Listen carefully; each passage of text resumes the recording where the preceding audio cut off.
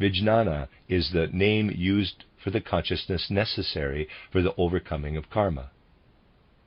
And now let us think of a man living in the world, carrying out his actions, and dying. After his death, something of him still remains here in this world, which he has woven into it. Rupa, Vedana, Sanya, Sanskara, and Vijnana. These five are the balance of his account, his personal destiny as Rupa, the destiny of the nation into which he is born as Vedana, the actual fact of his birth on this earth as Sanya. In addition, working with Sanskara, the desire nature, and Vijnana, the consciousness. These are the five skandhas. What a man gives out into the world remains as the five skandhas in the world. These are the foundation of his new existence. They have progressively less effect when he has consciously developed something of the last two. The more he has gained conscious power over Vijnana, the more does he gain the power of consciously incarnating in the physical body. In their essential nature, the skandhas are identical with karma. Number 1, rupa, corporality, actions. Number 2, vedana, feeling. Number 3, sanya, perception. Number 4, sanskara, desire. Number 5, vijnana, consciousness necessary to the overcoming of karma. The end of Lecture 17. You are listening to RudolfSteinerAudio.com. As well, you can hear these podcasts at RudolfSteiner.podbean.com. Please consider becoming a patron. There are 2 publishing houses, SteinerBooks.org in America and RudolfSteinerPress.com in England, which are the sole publishers of Steiner into English and have given me permission to do these recordings. Please consider patronizing them as well. This is a reading of Collected Works Volume 93a by Rudolf Steiner, the participants' notes for 31 lectures in the early years, entitled Foundations of Esotericism. This is translated by Vera and Judith Compton Burnett. This is Lecture 18, given in Berlin on the 16th of October, 1905. If we wish to obtain a more exact knowledge of how karma comes about, we must go back a certain way in the development of humanity. If we transpose ourselves back some thousands of years, we find Europe covered with ice. At that time, the glaciers of the Alps forced their way right down into the low-lying plain of northern Germany. The districts in which we now live were then cold and raw. Here dwelt a race of human beings who made use of extremely simple and primitive tools. If we go back about 1,000,000 years, we find in the same territory a tropical climate, such as today is only to be found in the hottest regions of Africa. In some parts there were huge primeval forests, in which lived parrots, monkeys, especially the gibbon, and elephants. Wandering in these forests, however, we would hardly have met anything approximating to present-day human beings, and not even to those of periods some thousands of years later.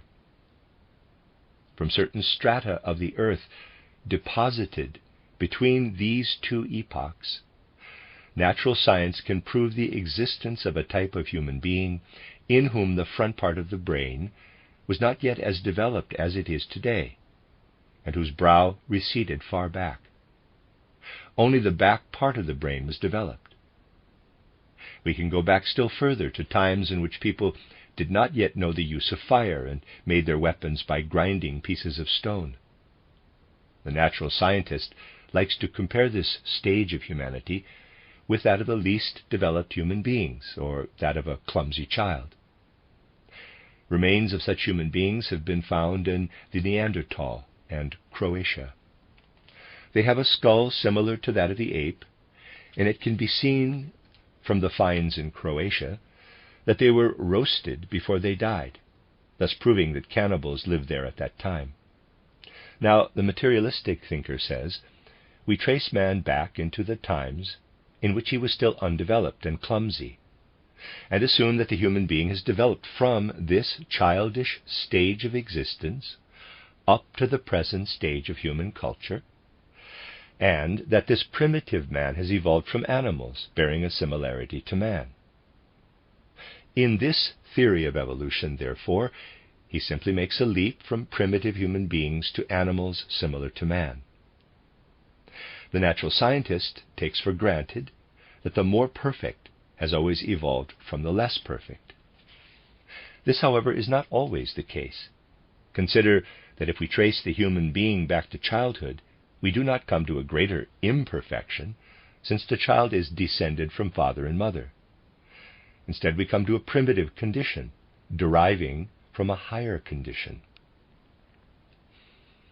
This is important, for it is connected with the fact that already at birth the child has the predisposition to a later stage of perfection, whereas the animal remains at a lower stage. So when the natural scientist goes back to the stage at which man has no frontal brain and no intellect, he should then say to himself, I must assume that the origin of man is to be sought elsewhere. Just as a child is descended from his parents, so all those primitive human beings are descended from others who had already attained a high degree of development. We call these human beings Atlanteans. They lived on that part of the earth which is now covered by the waves of the Atlantic Ocean. The Atlanteans had even less frontal brain and an even farther receding brow. Nevertheless, they still possessed something which differed from later human beings. They still had a much stronger, more vigorous etheric body. The etheric body of the Atlanteans had not yet developed certain connections with the brain. These arose later. Thus, above the head there was still an immense etheric head. The physical head was comparatively small and embedded in an etheric head of immense size. The functions which people now carry out with the help of the frontal brain were carried out in the case of the Atlanteans with the help of organs in the etheric body. By this means, they could enter into connection with beings to whom today access is barred to us, just because our frontal brain has been developed. With the Atlantean, a kind of fiery-colored formation was visible, which streamed out from the opening of the physical head toward the etheric head. He had access to all sorts of psychic influences. A head of this kind, which thinks as an etheric head, has power over the etheric, whereas a head which thinks in the physical brain has power only over the physical, over the putting together of purely mechanical things. He can make physical tools, while someone who still thinks in the etheric can cause a seed to grow and bloom. The Atlantean civilization was still in close connection with the growth forces of nature, of the vegetation, a power which present-day man has lost. For instance, the Atlantean did not make use of steam power to bring vehicles into motion, but used instead the seed power of plants with which to propel his vehicles. Only from the last third of the Atlantean epoch, from the time of the original Semites until the time when Atlantis was covered with the waters of the Atlantic Ocean, did the frontal etheric head develop the frontal brain. Through this, man lost the power of influencing the growth of plants, and now gained the capacity of the physical brain, of intellect. With many things he now had to make a new beginning. He had to begin to learn mechanical work. In this he was like a child, clumsy and awkward, whereas before, in unfolding the vegetable kingdom, he had achieved great skill. It is necessary for man to pass through the stage of intelligence, and then to regain what he could do earlier. At that time, higher spiritual beings had an influence on the unfree will. Through the etheric head that was left open, they worked through the intellect. Going still further back, we reach the Lemurian epoch. Here we come to a stage in human development at which the union of the maternal and paternal principles takes place for the first time. This etheric head naturally branches out into the astral body, which surrounds the human beings with its rays. Bracket, there's a gap in the text, close bracket. If one had found the means of lifting the head with the astral body out of such a human being, something quite peculiar would have occurred. He would thereby have lost the possibility of holding himself upright. he would have folded up. It was just the opposite that occurred with the human being at that time, and through this he gradually raised himself to the upright posture. In the Lemurian epoch, however, man was still at a stage in which he did not yet possess what we are assuming could be lifted out of him. In this earlier period, he did not yet possess this etheric head with the astral body. At that time, they were not yet there. Man, as he wandered over the earth, was then really a being folded together. The two organs now used for work, the hands, were then turned backward and formed additional organs of movement, so that he went on all fours. One must picture two people of the present day, man and woman, entwined in one another, and think away the upper half of the body, leaving only the lower half. The human being was actually male-female. He also had at that time an astral and etheric body, but not the ones which he had later. This was a different astral body, namely, one that had reached its highest perfection on Old Moon. There, on Old Moon, the astral body, together with the etheric body, had acquired the capacity of developing a physical body, which could then have a crab-like form. The human being could stand on one pair of legs and make a kind of leaping movement. This astral body with the etheric body was then of quite a different nature. It had a form which was not entirely egg-shaped, but more like a bell, which arched over the human being who went on all fours. The etheric body provided for all the life functions of this Lemurian human being. In his astral body, he had a dull twilight consciousness similar to that of our dreams. His consciousness, however, was not like the reminiscences of our dreams today, for he dreamt of realities. When he was approached by another human being unsympathetic to him, there arose in him a sensation of light which indicated this lack of sympathy. Already, on Old Moon, the human being had some slight ability to use both his front limbs as grasping organs, and now the time came for assuming the upright posture. His other living companions in the Lemurian age were of the nature of reptiles, animals of grotesque shapes who have left no traces behind them. The ichthyosaurs and so on are descendants of these animals. It is a fact that at that time the earth was inhabited by beings which were reptilian in character. Human bodies, too, were reptile-like. When eventually this reptilian human being assumed the upright posture, the formation of the head, quite open in front, and out of which gushed a fiery cloud, became visible. This gave rise to the tales about the winged serpent, the dragon. Such was man's grotesque form at that time, reptile-like. The guardian of the threshold, the lower nature of man, frequently appears in a form of this kind. It represents the lower nature, with the open formation of the head. At that time the union took place between these forms on the earth and the other beings already described. The astral body, with the head formation, united with the winged serpent body with its fiery opening. It was the fructification of the maternal earth with the paternal spirit. In this way there proceeded the fructification with the manas forces. The lower astral body merged with the higher astral body. A great part of the astral body, as it then was, fell away. One portion formed the lower parts of the human astral body, and the other newly acquired astral body connected with the head, united with the upper parts of the human being.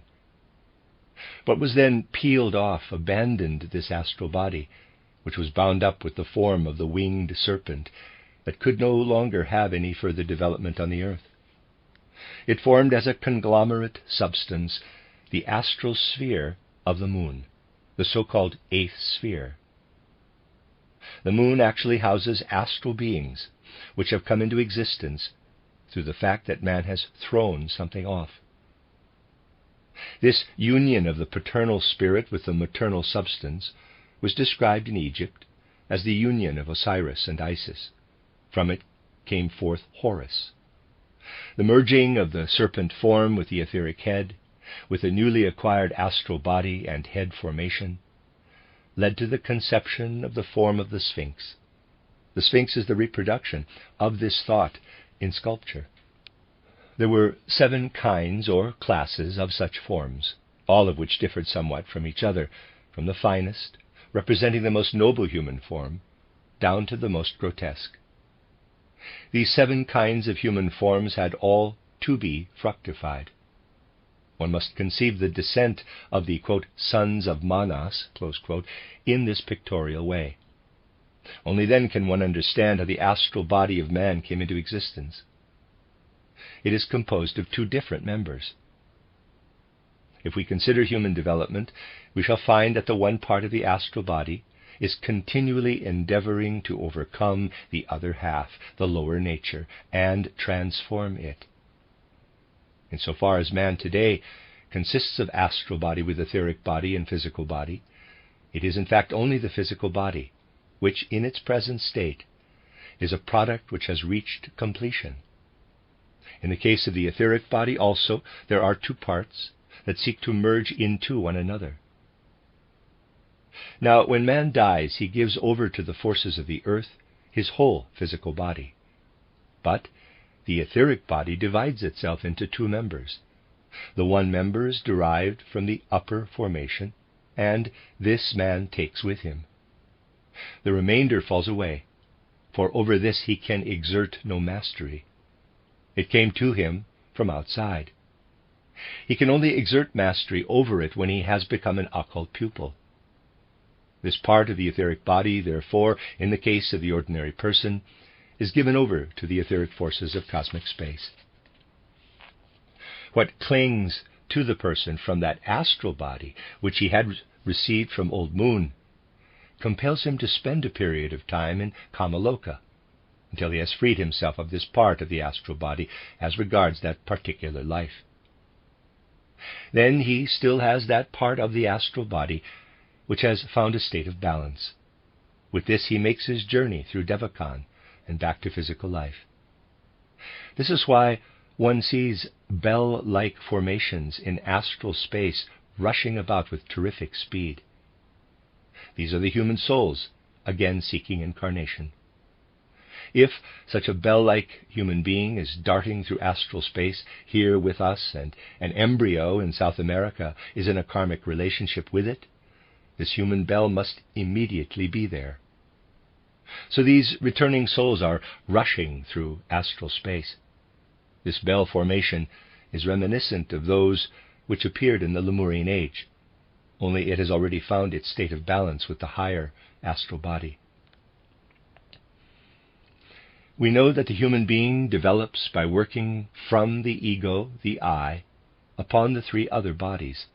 The ego is nothing other than what worked at that time in a fructifying way, the upper auric part with the etheric head. The members which the human being has developed are the physical body, the etheric body, and the astral body. There's a little list. Upper etheric or mental body. Astral body as buddhi. Astral body. Lower etheric body. Physical body. The physical body has arisen through a transformation and ennobling of that serpent-like body which we meet with in the Lemurian age. This was male-female. The present-day human being is also male-female. In the case of a man, the basis of the upper members is feminine. With a woman, the basis of the upper etheric body is a masculine formation. So, in fact, the physical nature of the human being is also male-female. The etheric body consists of 2 members, that part of human nature which originally came over from Old Moon, and its opposite pole. At first they were not joined together. Later they approached one another and became united. The one is the pole of animality, the other the pole of the spiritual. The pole of animality is called, in quotes, etheric body. The pole of the spiritual, in quotes, mental body. The mental body is materialized ether.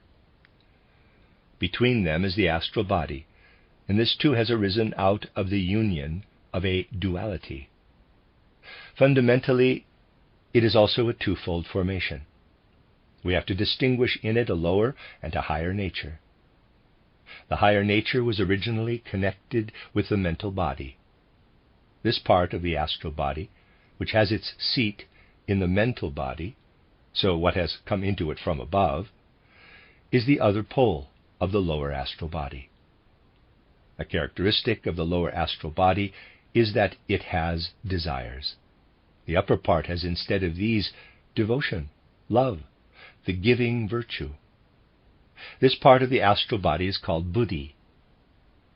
The description here given of the human being is as seen in the cosmic light.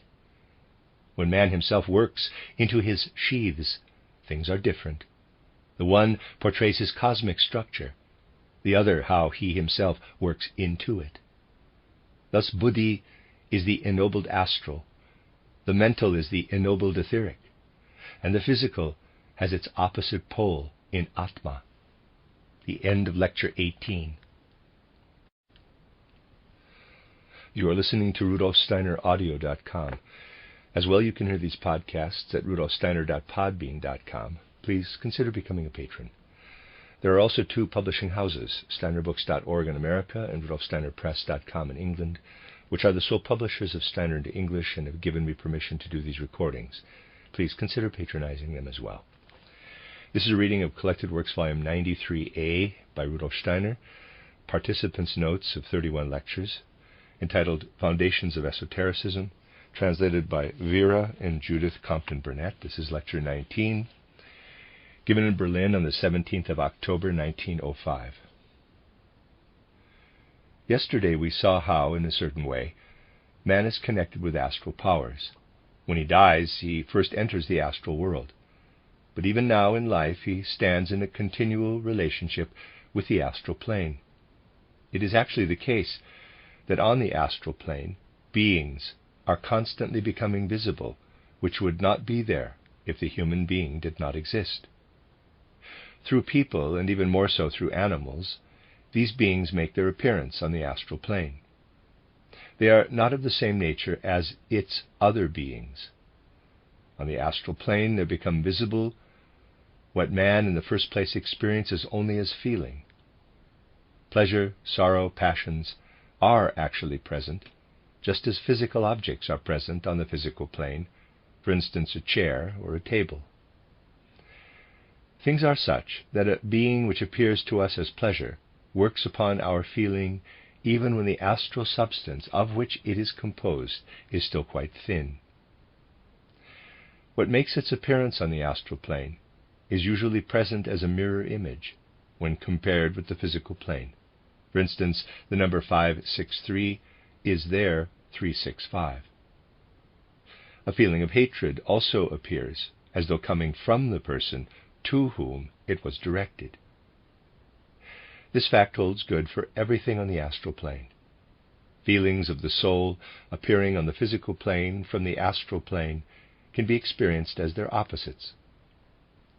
For instance, if feelings of soul warmth press in from the astral plane onto the physical plane, they are experienced here as their reflection, that is, as a peculiar feeling of cold. These are things about which we must be perfectly clear. On the other hand, it is important to keep in view that the beings of the astral plane have as their substance what we call feeling.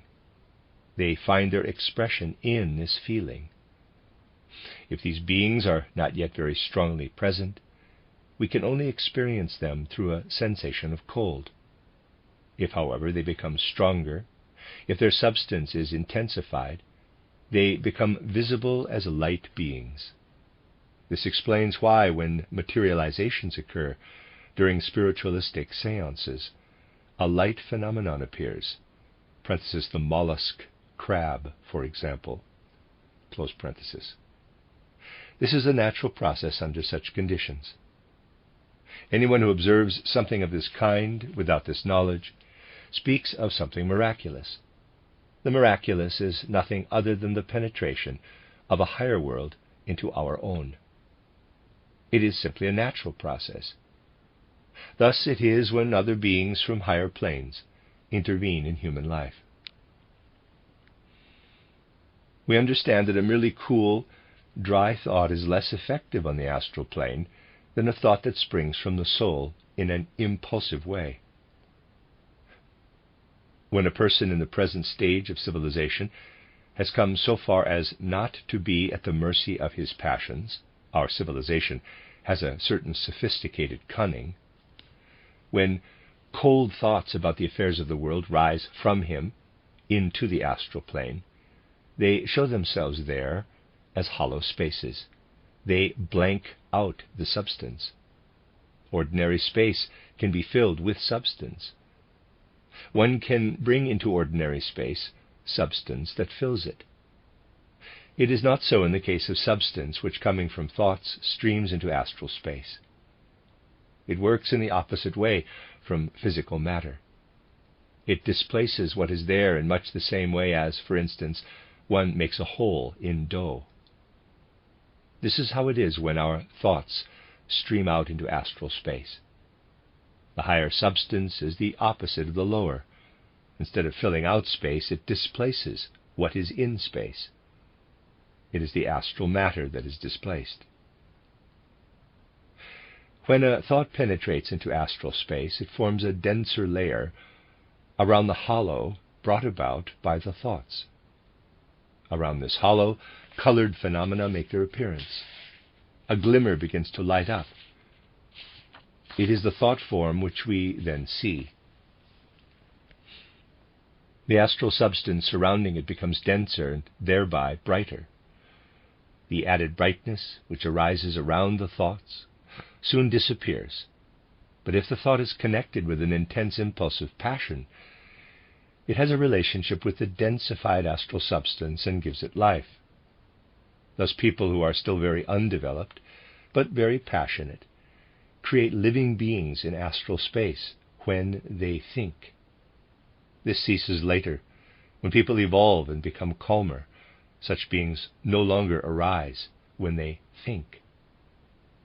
But now you understand that there are beings on the astral plane which originate from human beings, and also from animals. For in the case of certain animals too, such beings are formed, and indeed with far greater intensity. The animal, however, presses its own impulses into its own astral form, so that it usually creates its own form, its own image in astral space. Every animal leaves a sort of trace behind in astral space. This has, it is true, only a short life, but nevertheless it remains for a time. But through the strongly passionate thoughts of human beings, there arise new elemental inhabitants in astral space. Gradually, however, man reaches the point where a kind of neutral elemental being arises. When this point of neutrality is finally passed, he progresses to the stage when he ennobles his passions and desires to an ever greater degree. This leads him to impart to his thoughts a noble enthusiasm, which also has the power of creating life in the surrounding astral substance.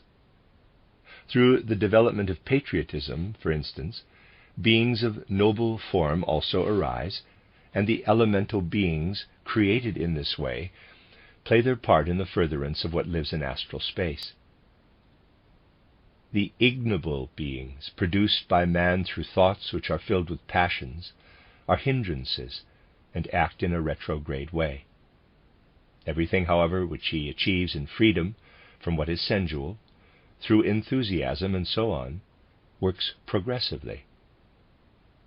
The substance in astral space which is pressed together by passionate thoughts is the same as that which surrounded the previous planet, Old Moon, out of which the moon has developed to a higher stage. Thus, wherever such substance exists, a certain danger is present. We human beings are created in such a way that we are obliged to incarnate in the physical matter of today. On the earlier planet there was not as yet physical matter of this kind. It was more highly developed than that of present-day animals, and less so than that of present-day man. This substance, in which Jehovah seeks to incarnate, provides as such no favorable habitation. But the beings which are so advanced that they reached their proper stage on Old Moon will cause no harm. They have no liking for this substance. It is not the substance in which man is now incarnated, but certain retrograde beings who had fallen behind on Old Moon had discovered in this astral substance food for their gluttony. They want to feed on it. It has for them a great force of attraction. This shows that we are continually surrounded by beings whose higher nature is related to our lower. When someone produces egotistical thoughts, this is very welcome to these beings. In other respects, they are actually more advanced than man, but they have the craving to embody themselves in the astral forms which we ourselves create. They are the so-called asuras. Through our baser thoughts, we provide nourishment for these asuric beings. When people whose nature is not yet purified, not yet free from passions, meditate, creating strong thought forms, they conjure up around themselves a powerful aura of desires.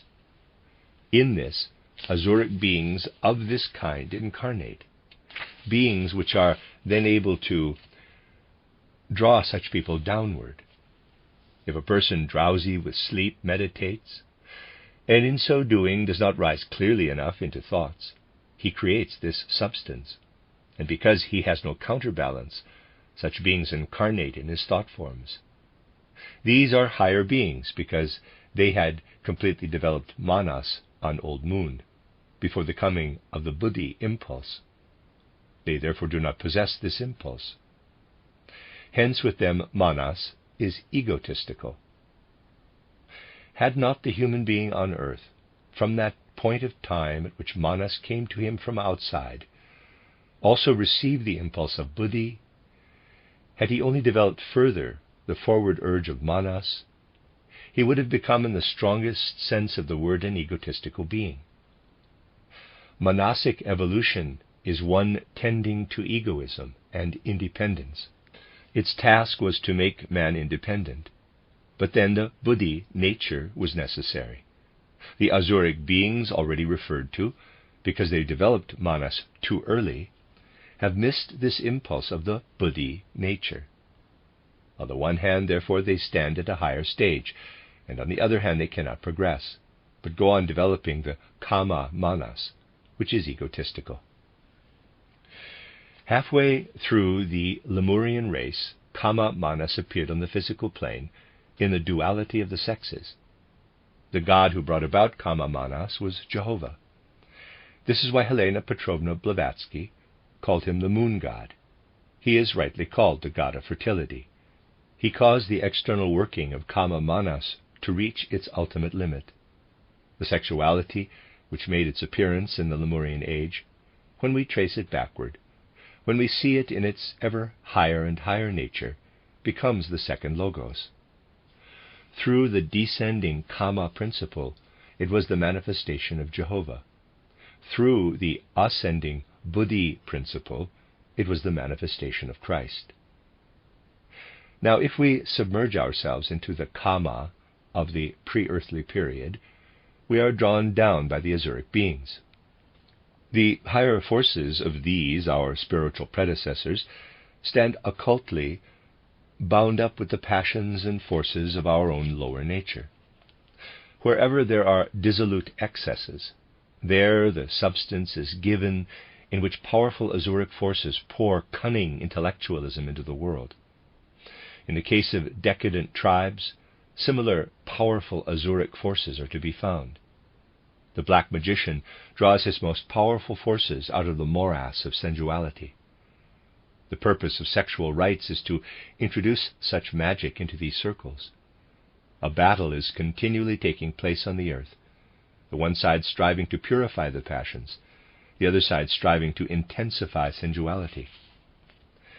The beings who are guided by the Christ principle seek to win the earth for themselves, but there are also the other antagonistic beings who seek to usurp the earth. These embodiments of asuric beings in the outstreaming of passion-filled human thoughts, are one kind of astral beings. They are called artificial elemental beings because they are brought forth artificially by man. There also exist in astral space natural elemental beings. They proceed from the group souls of animals. For each animal group, a being exists on the astral plane which unites what is present in the single animals. We meet these also in astral space. Every animal draws its own nature after it, astrally, like a trail. What is thus formed can, however, not work so harmfully as what the human being creates in the way of elemental beings. This astral trail is rendered harmless because it is annulled by the group souls of the animals. This is not so, however, with the beings created through man, because in this case nothing is annulled, and hence these elemental beings remain. When an animal is tortured, the amount of pain inflicted on it recoils immediately on the astral body of the human being. Here certainly it is reflected as its opposite. Hence the sensual pleasure in cruelty. Such feelings bring about a lowering of the human astral body. When a person destroys life, this has for him a tremendous significance.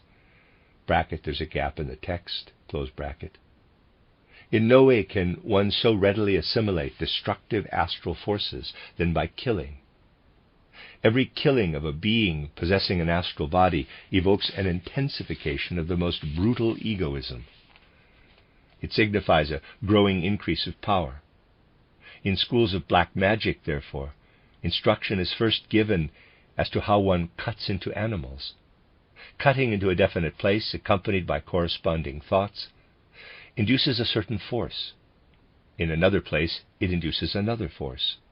Parenthesis, what corresponds to this in the case of the white magician is meditation. Close parenthesis. Something comes back to the physical plane when it is accompanied by physical thoughts. Without thoughts, it comes back to the Kamaloka plane.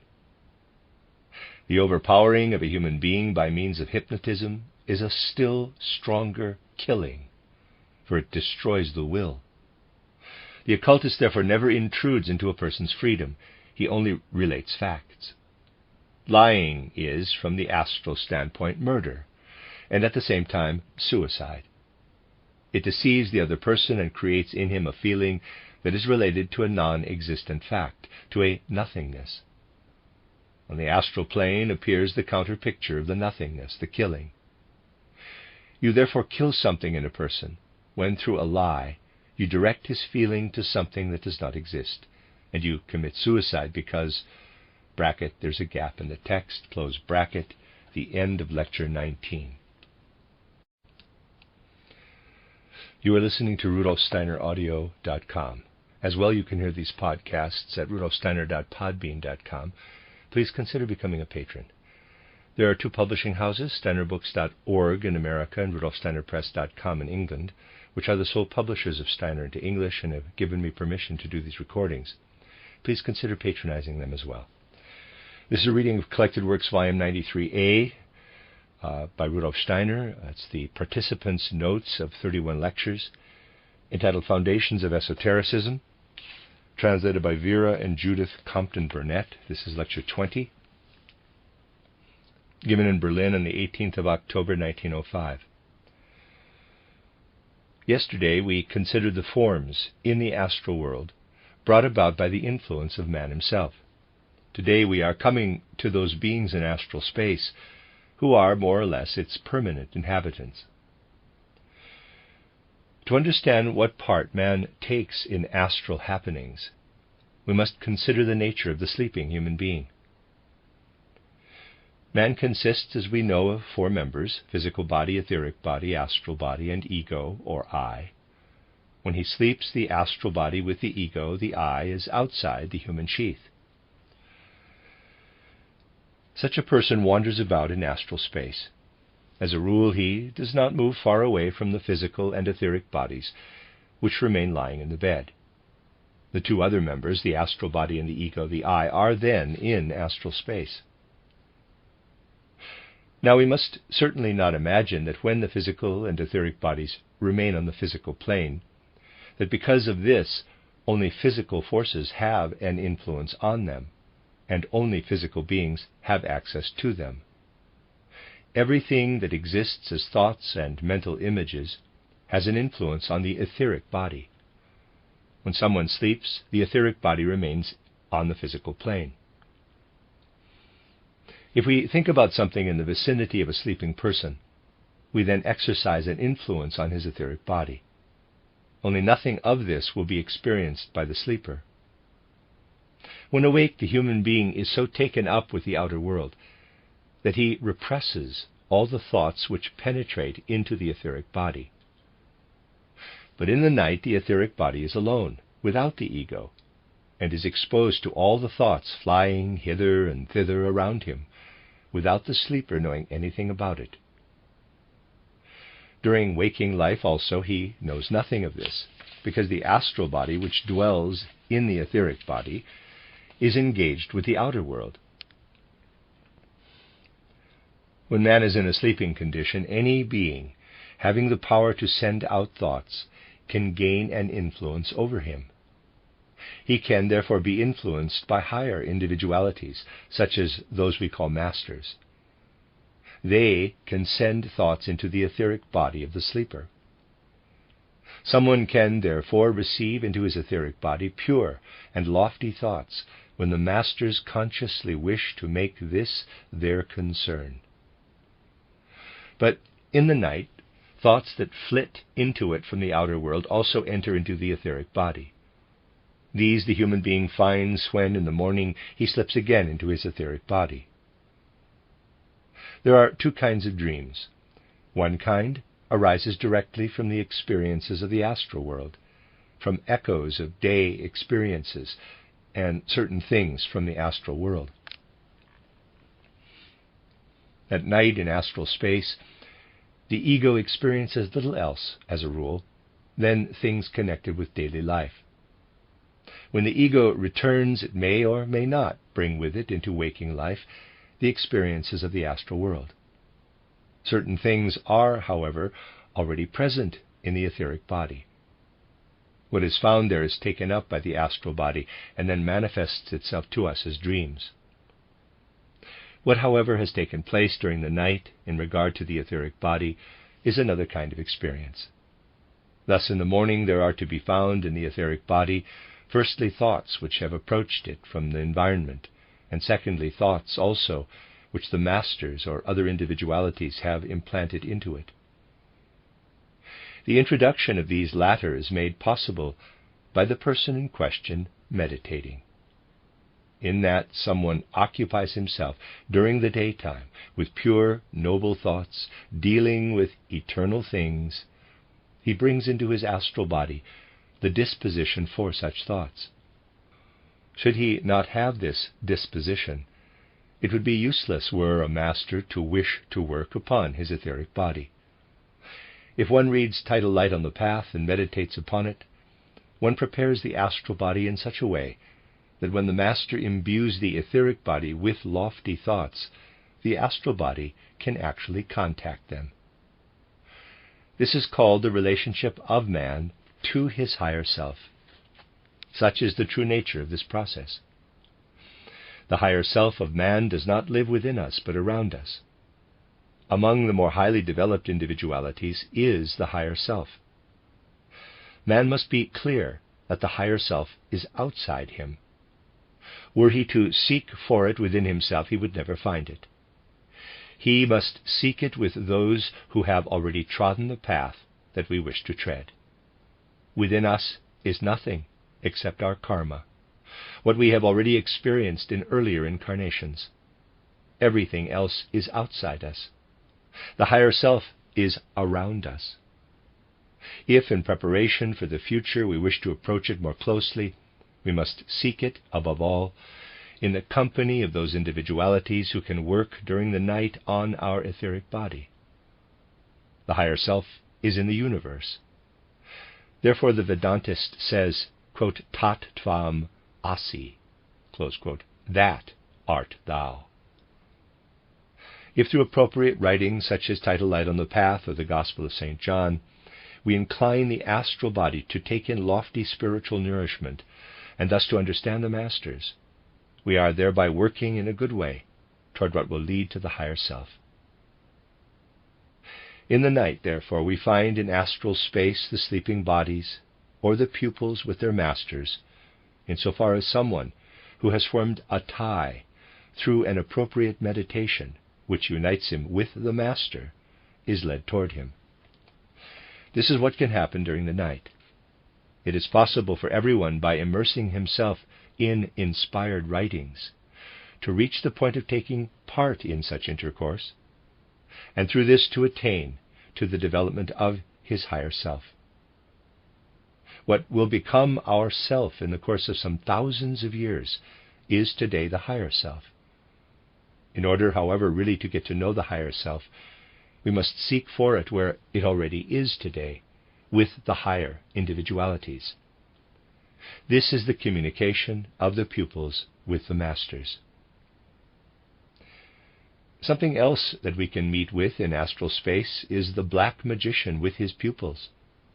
In order to train himself to become a black magician, the pupil has to go through a special schooling.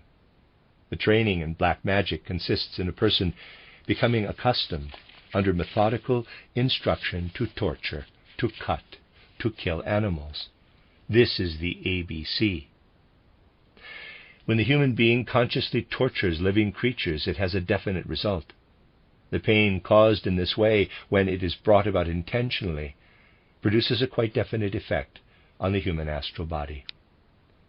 When a person cuts consciously into a particular organ, this induces in him an increase in power. Now, the basic principle of all white magic is that no power can be gained without selfless devotion. When through such devotion power is gained, it flows from the common life force of the universe. If, however, from some particular being we take its life energy, we steal this life energy. Because it belonged to a separate being, it densifies and strengthens the element of separateness in the person who has appropriated it, and this intensification of separateness makes him suited to become the pupil of those who are engaged in conflict with the good powers. For our earth is a battlefield. It is the scene of two opposing powers, right and left. The one, the white power on the right, after the earth has reached a certain degree of material, physical density, strives to spiritualize it once again. The other power, the left or black magician power, strives to make the earth ever denser and denser, like the moon. Thus, after a period of time, the earth could become the physical expression for the good powers or the physical expression for the evil. It becomes the physical expression for the good powers through man uniting himself with the spirits working for unification, in that he seeks the I capital in the community. It belongs to the function of the earth to differentiate itself physically to an ever greater degree. Now it is possible for the separate parts to go their own way, for each part to form an I. This is the black path. The white path is the one which strives for what is common, which forms an I in community. Were we to burrow more and more deeply into ourselves, to sink ourselves into our own ego organization, to desire always more and more for ourselves, the final result would be that we should strive to separate ourselves from one another. If, on the other hand, we draw closer, so that a common spirit inspires us, so that a center is formed between us, in our midst, then we are drawn together, then we are united. To be a black magician means to develop more and more the spirit of separateness. There are black adepts who are on the way to acquire certain forces of the earth for themselves.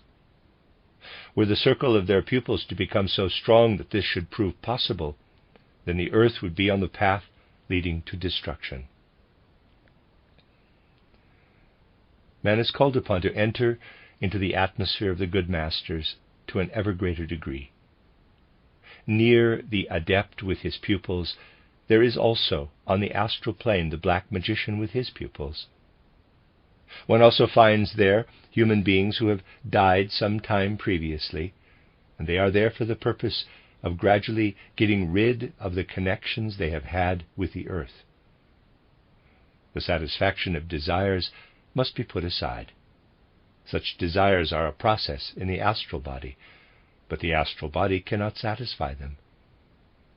As long as one lives on the physical plane, one can satisfy the desires of the astral body through the instrument of the physical body. After death, the desire for enjoyment is still there, but the means for its satisfaction are not to be found. Everything that can only be satisfied through the physical body must be relinquished. This takes place in Kamaloka. When man has put aside all such desires, Kamaloka is at an end, and is followed by the time in Devakan. When Kamaloka time comes to an end, something can occur which is not quite normal in human development. In the normal way, the following happens. The person has freed himself from desires, wishes, instincts, passions, and so on. Now everything which is of a higher nature lifts itself out of the astral body. Then a sort of shell remains behind, the residue of what man made use of in order to enjoy the pleasures of the senses. And when someone has left the Kamaloka plane, these astral human shells float around there. They gradually dissolve, and when the person returns, most of them have usually disappeared. It may well happen that strongly somnambulistic or mediumistic natures can be troubled by these astral shells. This shows itself in the case of weak mediumistic people in a way that makes a very unpleasant impression on them. It can come about that in his ego someone may have such a strong inclination for the astral body, in spite of the fact that on the other hand he is already so far developed as to be comparatively soon ready for Devakan, that parts of his already developed manas remain united with this shell.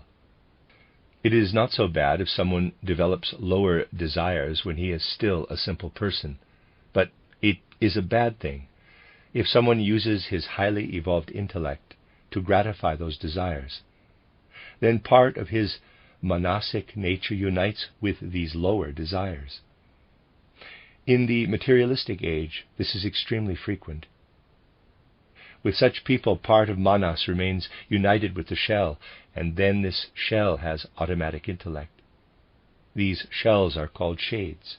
These shades, endowed with automatic intellect, are very frequently what manifest through mediums. Through this, one can be exposed to the illusion that what is merely the shell of a person is his real individuality. Very often what is made known after the death of a person proceeds from such a shell that has nothing whatever to do with the ego, which is developing further. But with the dissolving of the shades, karma is not absolved. We take with us the cause of every counter-image that we have brought about in astral space. Our works follow us. Just as a monogram is imprinted into a seal, so it is with what we imprint into astral space, and it can bring about devastating effects. We take with us what corresponds to the seal. What remains behind, however, is that in astral space we should not disregard. Let us imagine that in this life someone were to evolve beyond a certain clearly defined stage of development. At the earlier stage, he held opinions which contradicted those he held later. When he ascends into Devakan, the old opinions with which he had not come to satisfactory terms remain behind in the shell.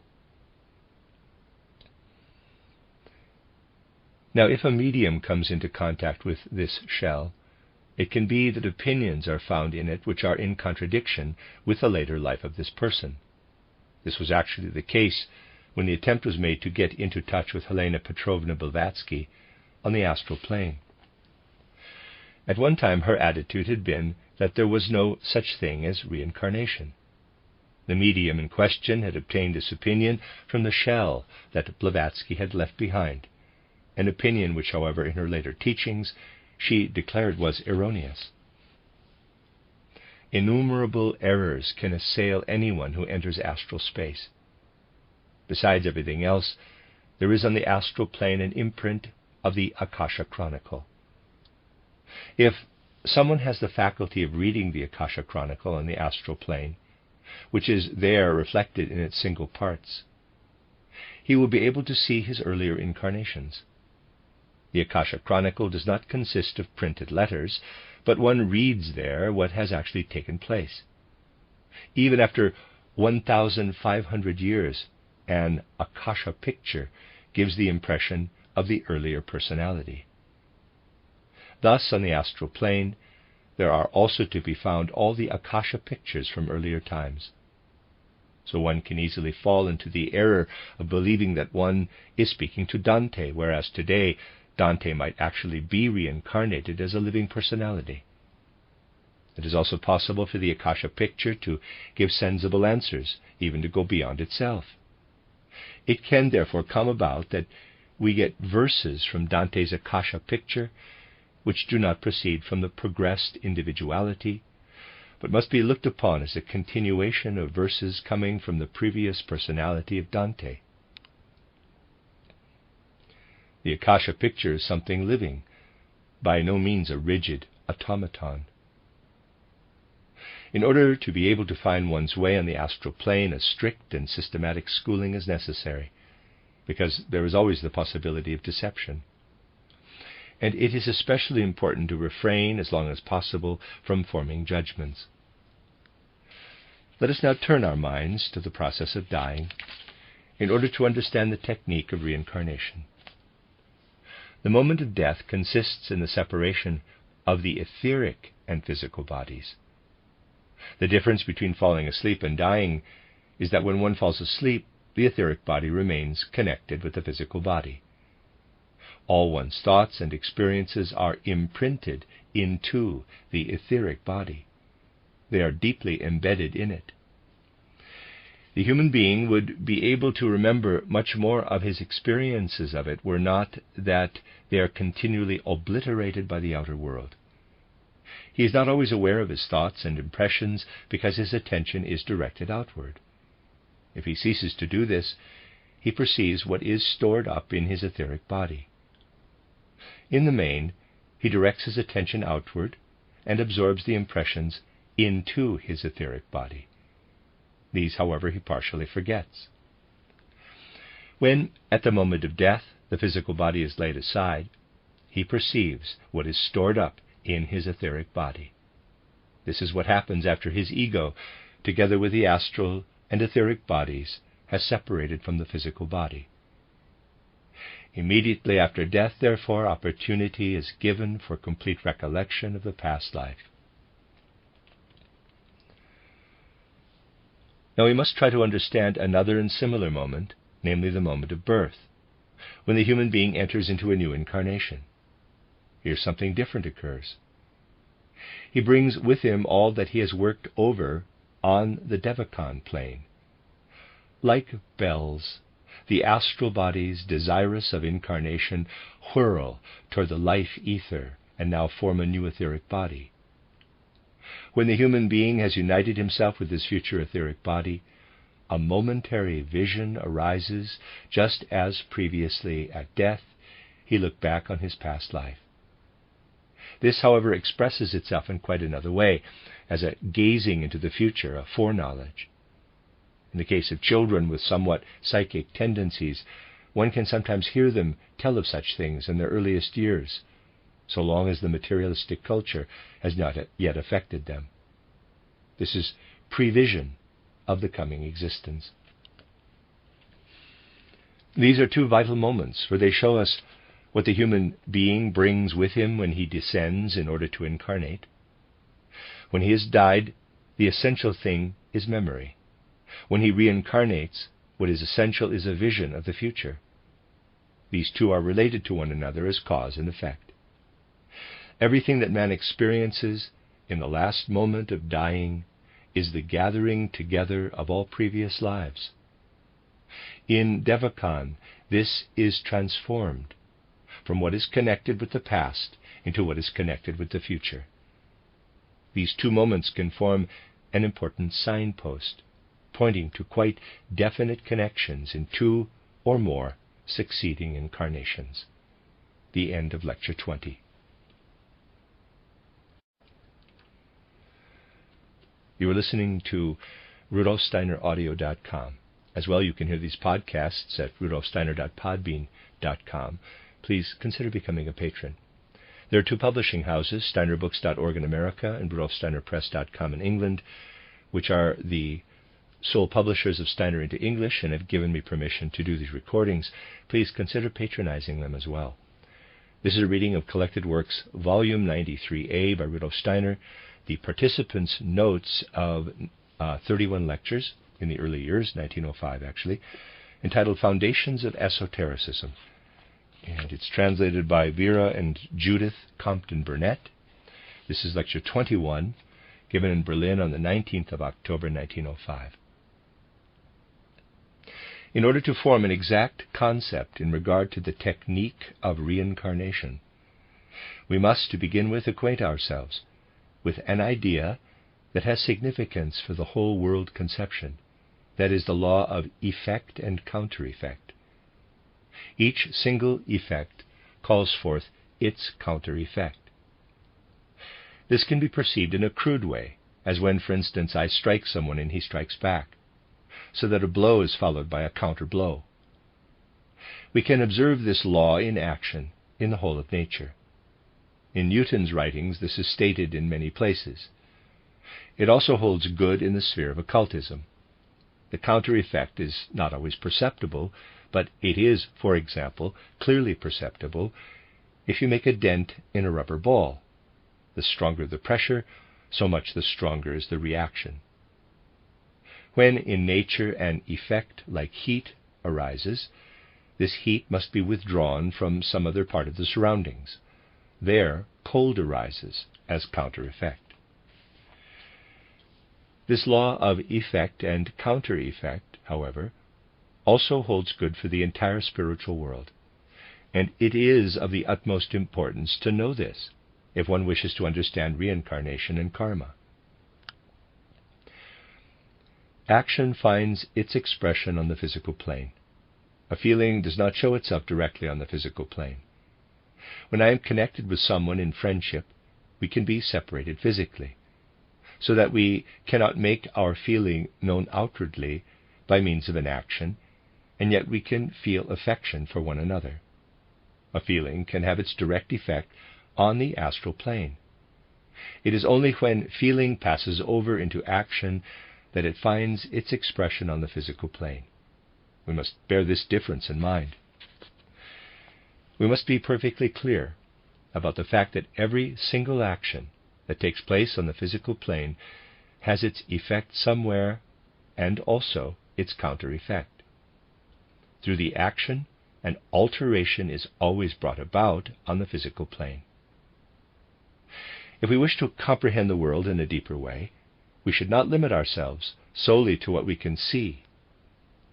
Underlying all physical things, there are forces which bring them into being. If, for example, we study the structure of a crystal, we can observe its form, its color, but connected with it are forces that built it up. These forces cannot be perceived on the physical plane, but they also must first be there. These forces which create the forms on the physical plane that work there in a formative way are not themselves on the physical plane. When we try to think meditatively into a crystal, for instance into an octagonal crystal, allowing it to enter deeply into our soul, adapting ourselves inwardly to its form, perhaps allowing its form to work upon us for an hour, and then if one succeeds in suggesting it away, then one reaches the arupa plane. Bracket, there's a gap in the text, close bracket. Thus, when we let some kind of crystal, for instance a rock crystal, work upon us, retaining its form and the disposition of our soul, finally allowing it to disappear, then one is on the arupa plane. In this way we actually experience that the forces which build up the crystal are on the arupa plane. All forces underlying the phenomena of the physical plane are to be found on the arupa plane. It is true, however, that through such observations no ideas can be gained which are directly related to human life. It is actually very difficult to transpose ourselves onto the arupa plane by observing human actions, with the exception of the actions of an adept. But we gain very much when, taking our start from the purely physical, we undertake such a procedure as that of sinking oneself into a crystal, since in the crystal there lies a great purity. In it there are no instincts and desires. This ideal which man should attain in the distant future appears in its full purity when we sink ourselves into the silent mineral kingdom. A silent, unobtrusive, passionless stone possesses for occultists an extraordinary magical power. Even in the plant world, one cannot make that silent, modest purity such an object of our contemplation as one can in this oldest kingdom. Now, just as on the physical plane, forces are at work that are actually present on the arupa plane, so in the physical world, we always have to take into consideration a revealed side, the phenomena, and a hidden side, the forces. When we are active on the physical plane, we bring about phenomena in the first place. But every action does in fact reach up also into the arupa plane, and has there its counteraction. Deeds on the physical plane impress themselves into the arupa plane, like a monogram into a seal, and there remain. The substance of the arupa plane is delicate, soft, and enduring. It is akasha, and human actions remain inscribed there. We now come to all manifestations of the human being which contain feelings. All the feelings which man expresses have their counter-effect, just as deeds have. However, the feelings do not reach up to the arupa plane, but find their counter-effect in the lower parts of Devakan, on the rupa plane. Actually, this is brought about by a certain contemplation of nature. When we concentrate on a plant, in the same way as on a crystal, we need to dwell much longer with our mental imagery on the plant, for we must not only let the form work upon us, but also its inner mobility, its life. In this way we can also bring about definite experiences, only this takes longer than in the case of the mineral. One must look at the plant every day in its process of growth. When we first allow the tiny plant to work upon us, and observe its growth meditatively until it has sent forth blossoms and fruits, then allow this to continue working on us, extinguishing its sensible form. One can practice this for decades. Then what the plant has released in us as soul forces transposes us into the lower regions of Devakan. Now we must ask ourselves, what force is active in the plant, conditioning its life? If we were able to creep into a plant, live within it, growing with its growth, if we were able to become selfless enough to creep into the plant world, then we should learn to know from outside what inwardly we know well, that is, human feeling, pleasure and pain, sorrow and joy, and so on. If we were able to put our pleasure outside ourselves, we should be able, through the pleasure, to grow pure mineral substances. Through this force, certain yogis find it possible to influence the growth of plants. They have, however, practiced these observations and meditations for many years, indeed, through many incarnations. Feeling has its counter-image on the lower devaconic plane. Man has no influence on the plants if he has not developed the forces of the yogi. but we can work in a living way on our fellow human beings through warm feeling. An educator of children can observe this. If during a lesson we approach the child with warm interest, we know what a life-giving power feeling has.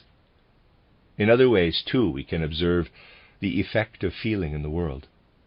There where a beginning may be made in influencing growth, demands are also made upon feeling.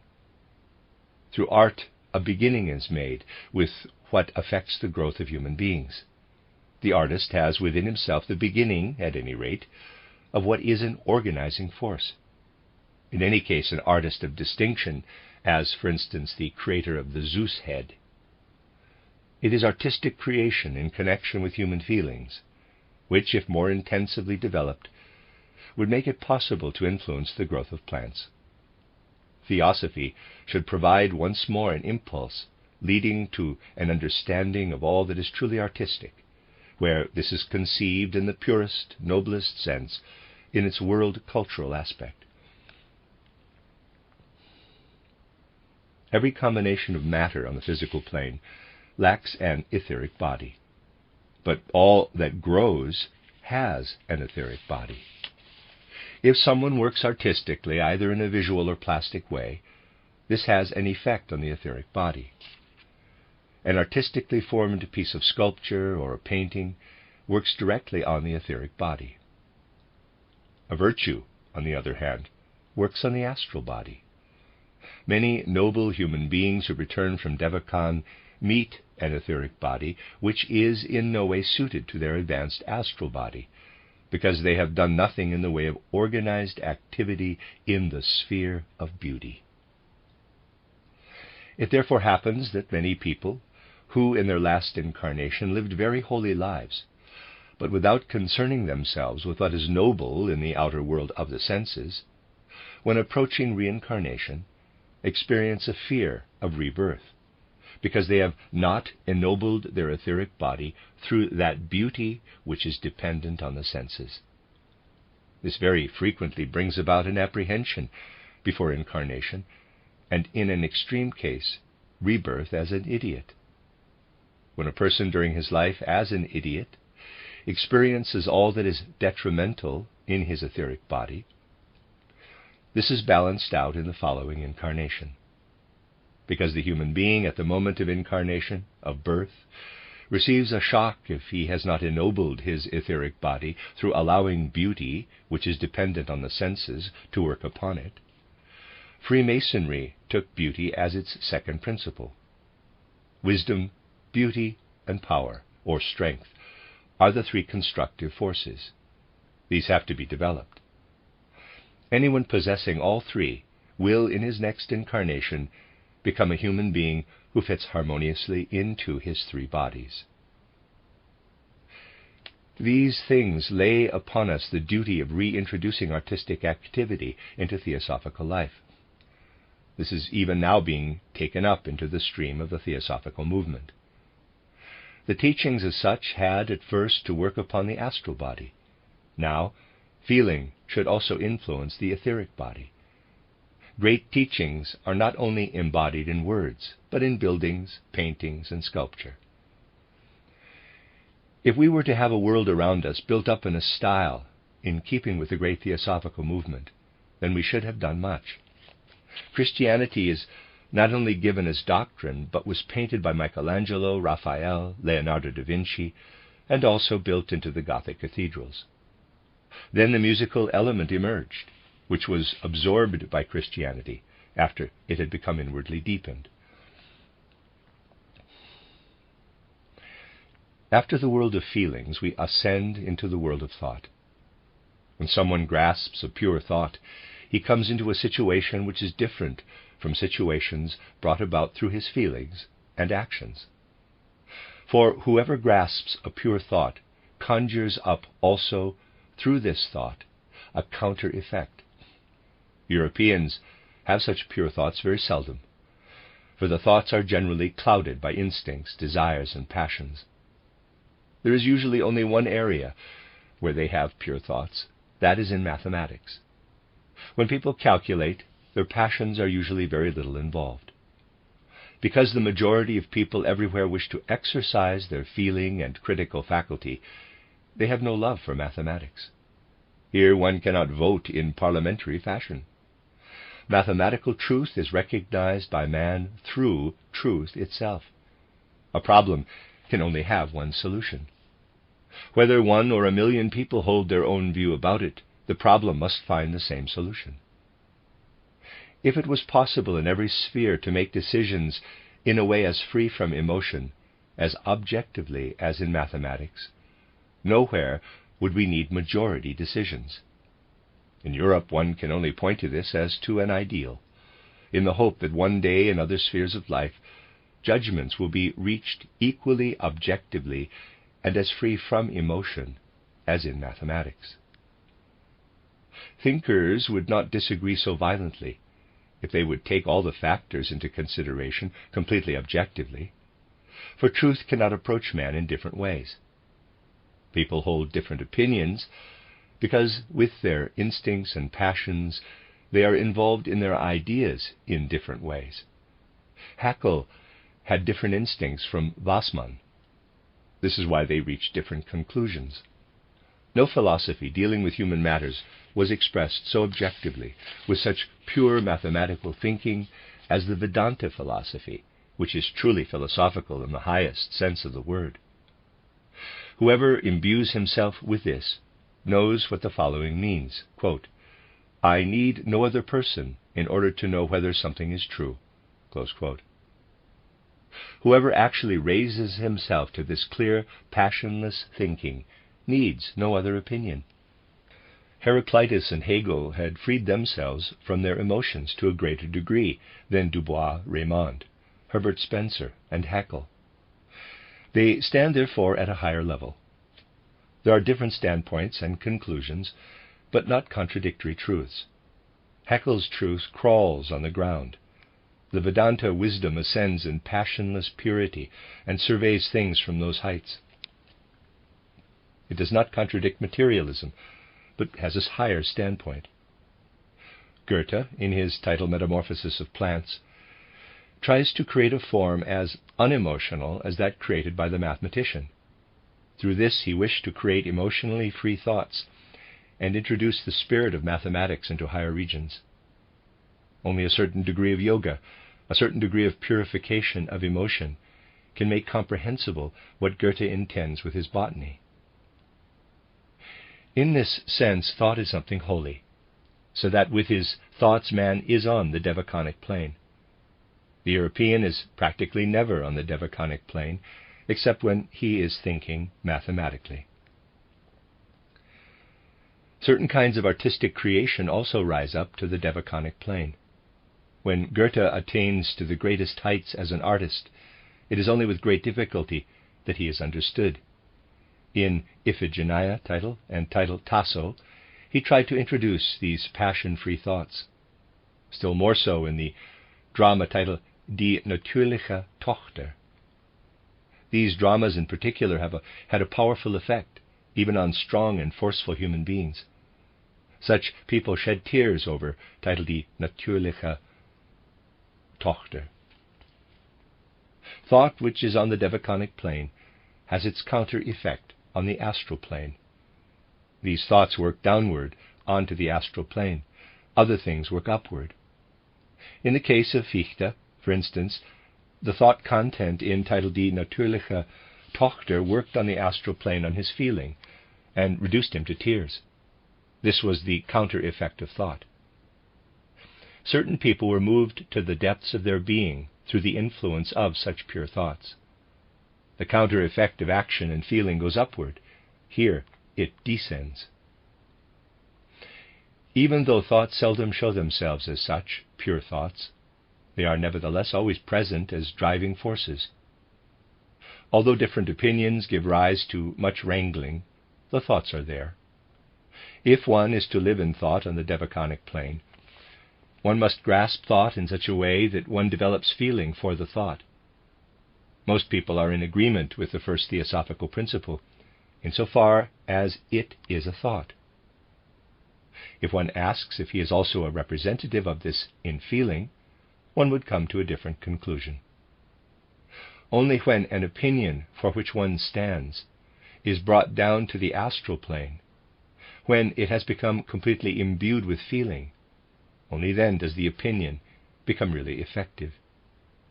It is the aim of the Theosophical movement to develop human beings so that they also bring life and feeling into what is inherent in its principles. So let us recapitulate. The effect of all our outer actions is to be found on the arupa plane. In a life between birth and death, we leave behind a whole skeleton of effects. From all that we have felt in life, we leave the imprint on the rupa plane. From all that we have thought, an imprint is present on the astral plane. After death, we go at first through Kamaloka and then reach the rupa plane. We come there when we have not yet had many such devaconic thoughts. If we were to have only such thoughts, we should already have become chelas, occult pupils. Then we should have the devaconic plane completely within us. The chela can remain on the astral plane. He is able to renounce devacon, because through his pure thoughts he has so clarified and strengthened his astral body that he can continue to make use of it. With the rest of us, everything is dissolved in Kamaloka, which has not yet been worked upon and ennobled by the ego, the I. With the most highly developed person, the smallest part is dissolved. With the least developed person, the greatest part. The ennobled astral body is taken with us into devacon. Everything we have developed as our feeling life prepares us for a new life, works upon us. When we have united ourselves with all our deeds, we are forced back toward our next incarnation. That part of the I that has been made eternal, the I and the ennobled astral body, now returns and in the astral world unites itself again with an unrefined astral body, corresponding to the one we had relinquished earlier. The preparation for uniting with this unfamiliar astral body is undertaken in devacon. Then the etheric body is added as a member. As a result, a preview arises of everything that awaits the human being. Just as when, on leaving the physical body in the etheric and astral bodies, memory awakens of the immediate past life, back to the time of birth. So now we have a preview of what is to come. Here, something quite special can occur. One can receive a shock which brings about idiocy.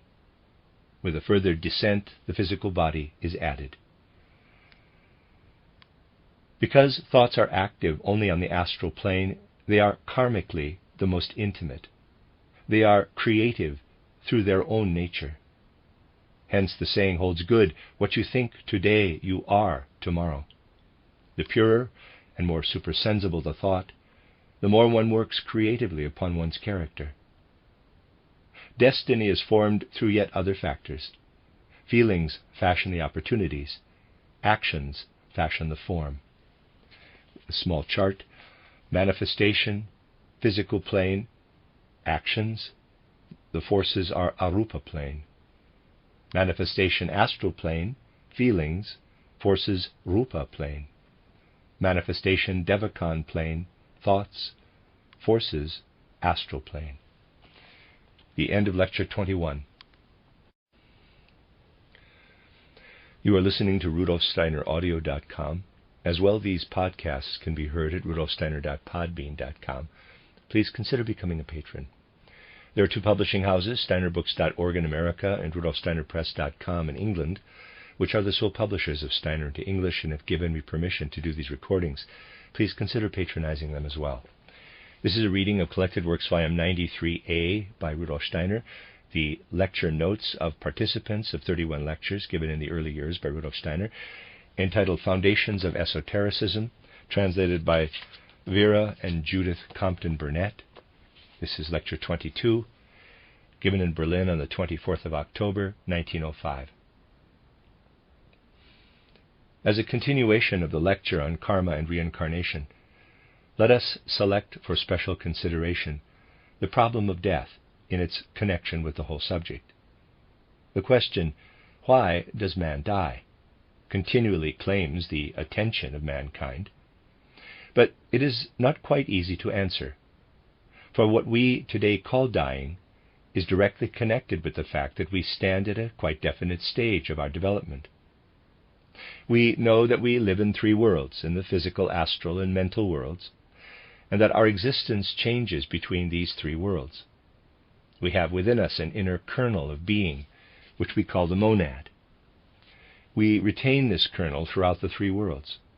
It lives within us in the physical world, but also in the astral and devachanic mental worlds. This inner kernel, however, is always clad in a different garment. In the physical, astral, and devachanic worlds, the garment of our kernel of being is different.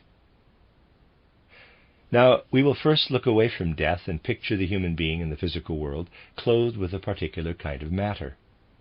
He then enters the astral and devachanic worlds, always with a different garment. Let us now assume that the human being were conscious in all three worlds, so that he could perceive the things around him. Without senses and perception, he would be unable to live consciously even in the physical world. If man today were equally conscious in all three worlds, there would be no death. There would only be transformation. Then he would pass over consciously from one world into the other. This passing over would be no death for him, and for those behind, at most something like a journey. At present, things are so that man only gradually gains continuity of consciousness in these three worlds. At first he experiences it to be a darkening of his consciousness when he enters the other worlds from the physical world. The beings who retain consciousness do not know death. Let us now come to an understanding of the way in which man has reached the stage of having his present-day physical consciousness, and of how he will attain another consciousness. We must learn to know man as a duality, as the monad, and what clothes the monad. We ask, how have the one and the other arisen? Where did, for instance, the astral man live before he became what he is today? And where did the monad live? Both have gone through different stages of development. Both have gradually reached the point of being able to unite. In considering the physical astral human being, we are taken back into very distant times, when he was only present as an astral archetype, as an astral form. The astral man who was originally present was a formation unlike the present astral body, a much more comprehensive being. We can picture the astral body of those times by thinking of the earth as a great astral ball made up of astral human beings. All the nature forces and beings which surround us today were at that time still within man, who lived dissolved in astral existence. All plants, animals, and so on, the animal instincts and passions, were still within him. What the lion and all the mammals have within them today was at that time completely intermingled with the human astral body, which then contained within it all the beings at present spread over the earth. The astral earth consisted of human astral bodies joined together like a great blackberry, and enclosed by a spiritual atmosphere in which there lived devachanic beings. This atmosphere, astral air one might call it, which at that time surrounded the astral earth, was composed of a somewhat thinner substance than the astral bodies of human beings.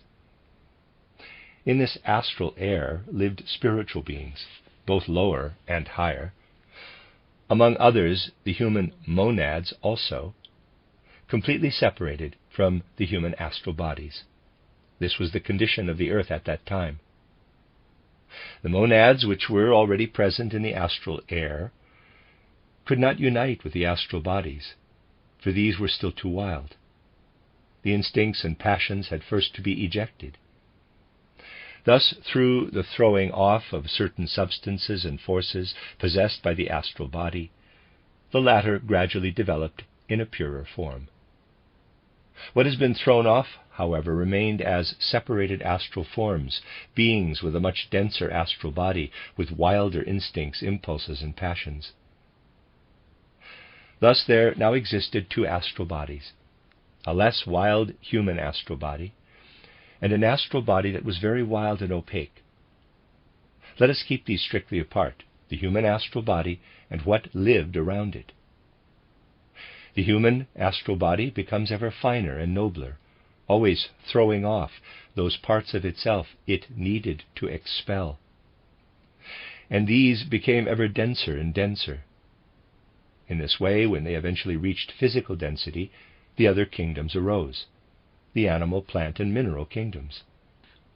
Certain instincts and forces expelled in this way appeared as the different animal species. So a continual purification of the astral body took place, and this brought about on earth a necessary result.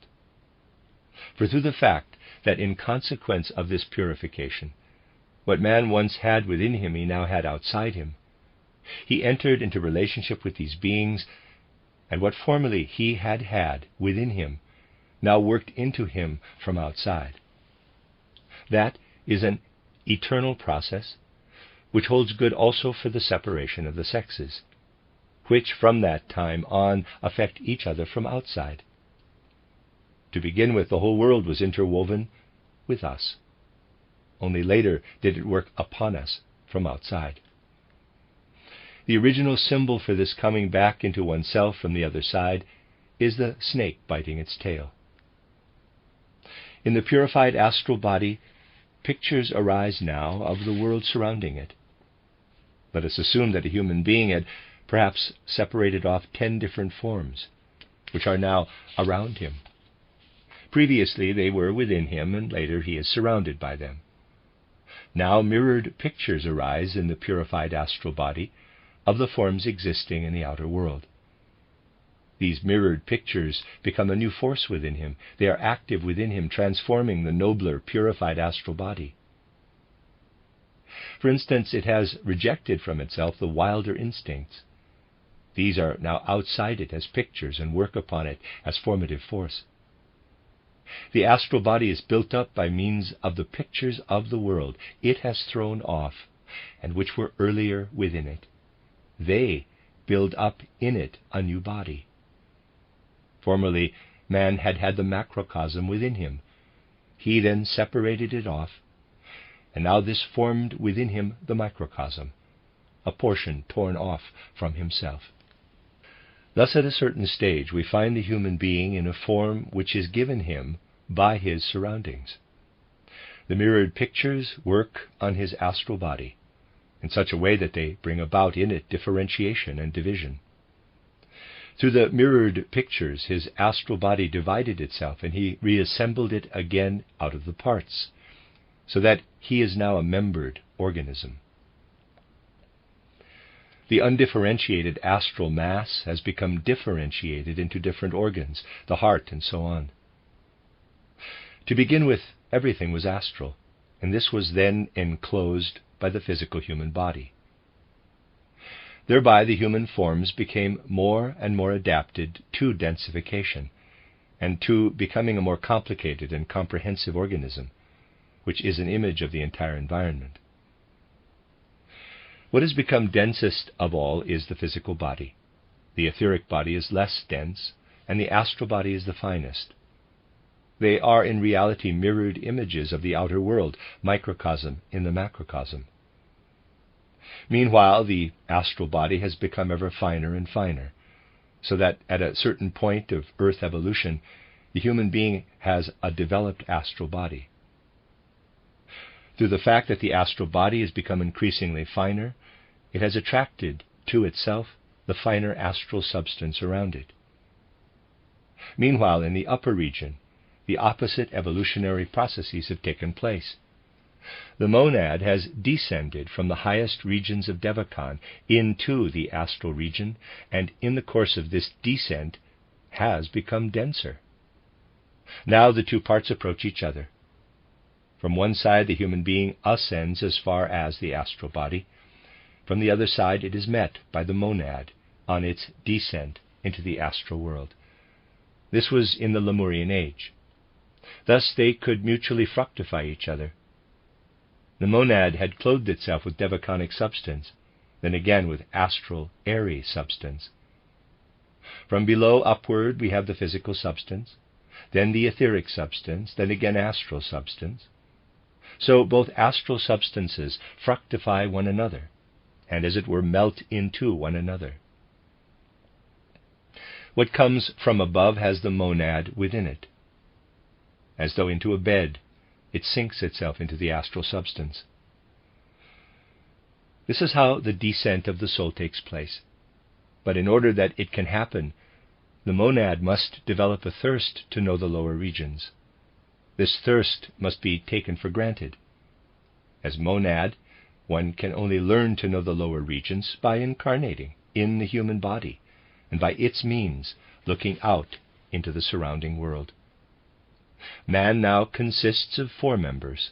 Firstly, he has a physical body, secondly, an etheric body, thirdly, an astral body, and within this, as 4th member, of the I, the monad.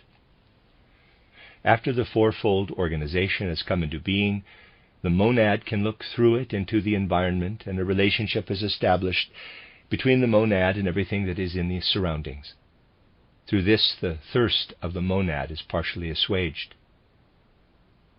We have seen that the entire human body is put together, has been put together, out of parts which arose through the fact that the originally undifferentiated mass divided itself into organs, after the original astral body had thrown off various portions of itself, which were then reflected back, causing images to arise within it.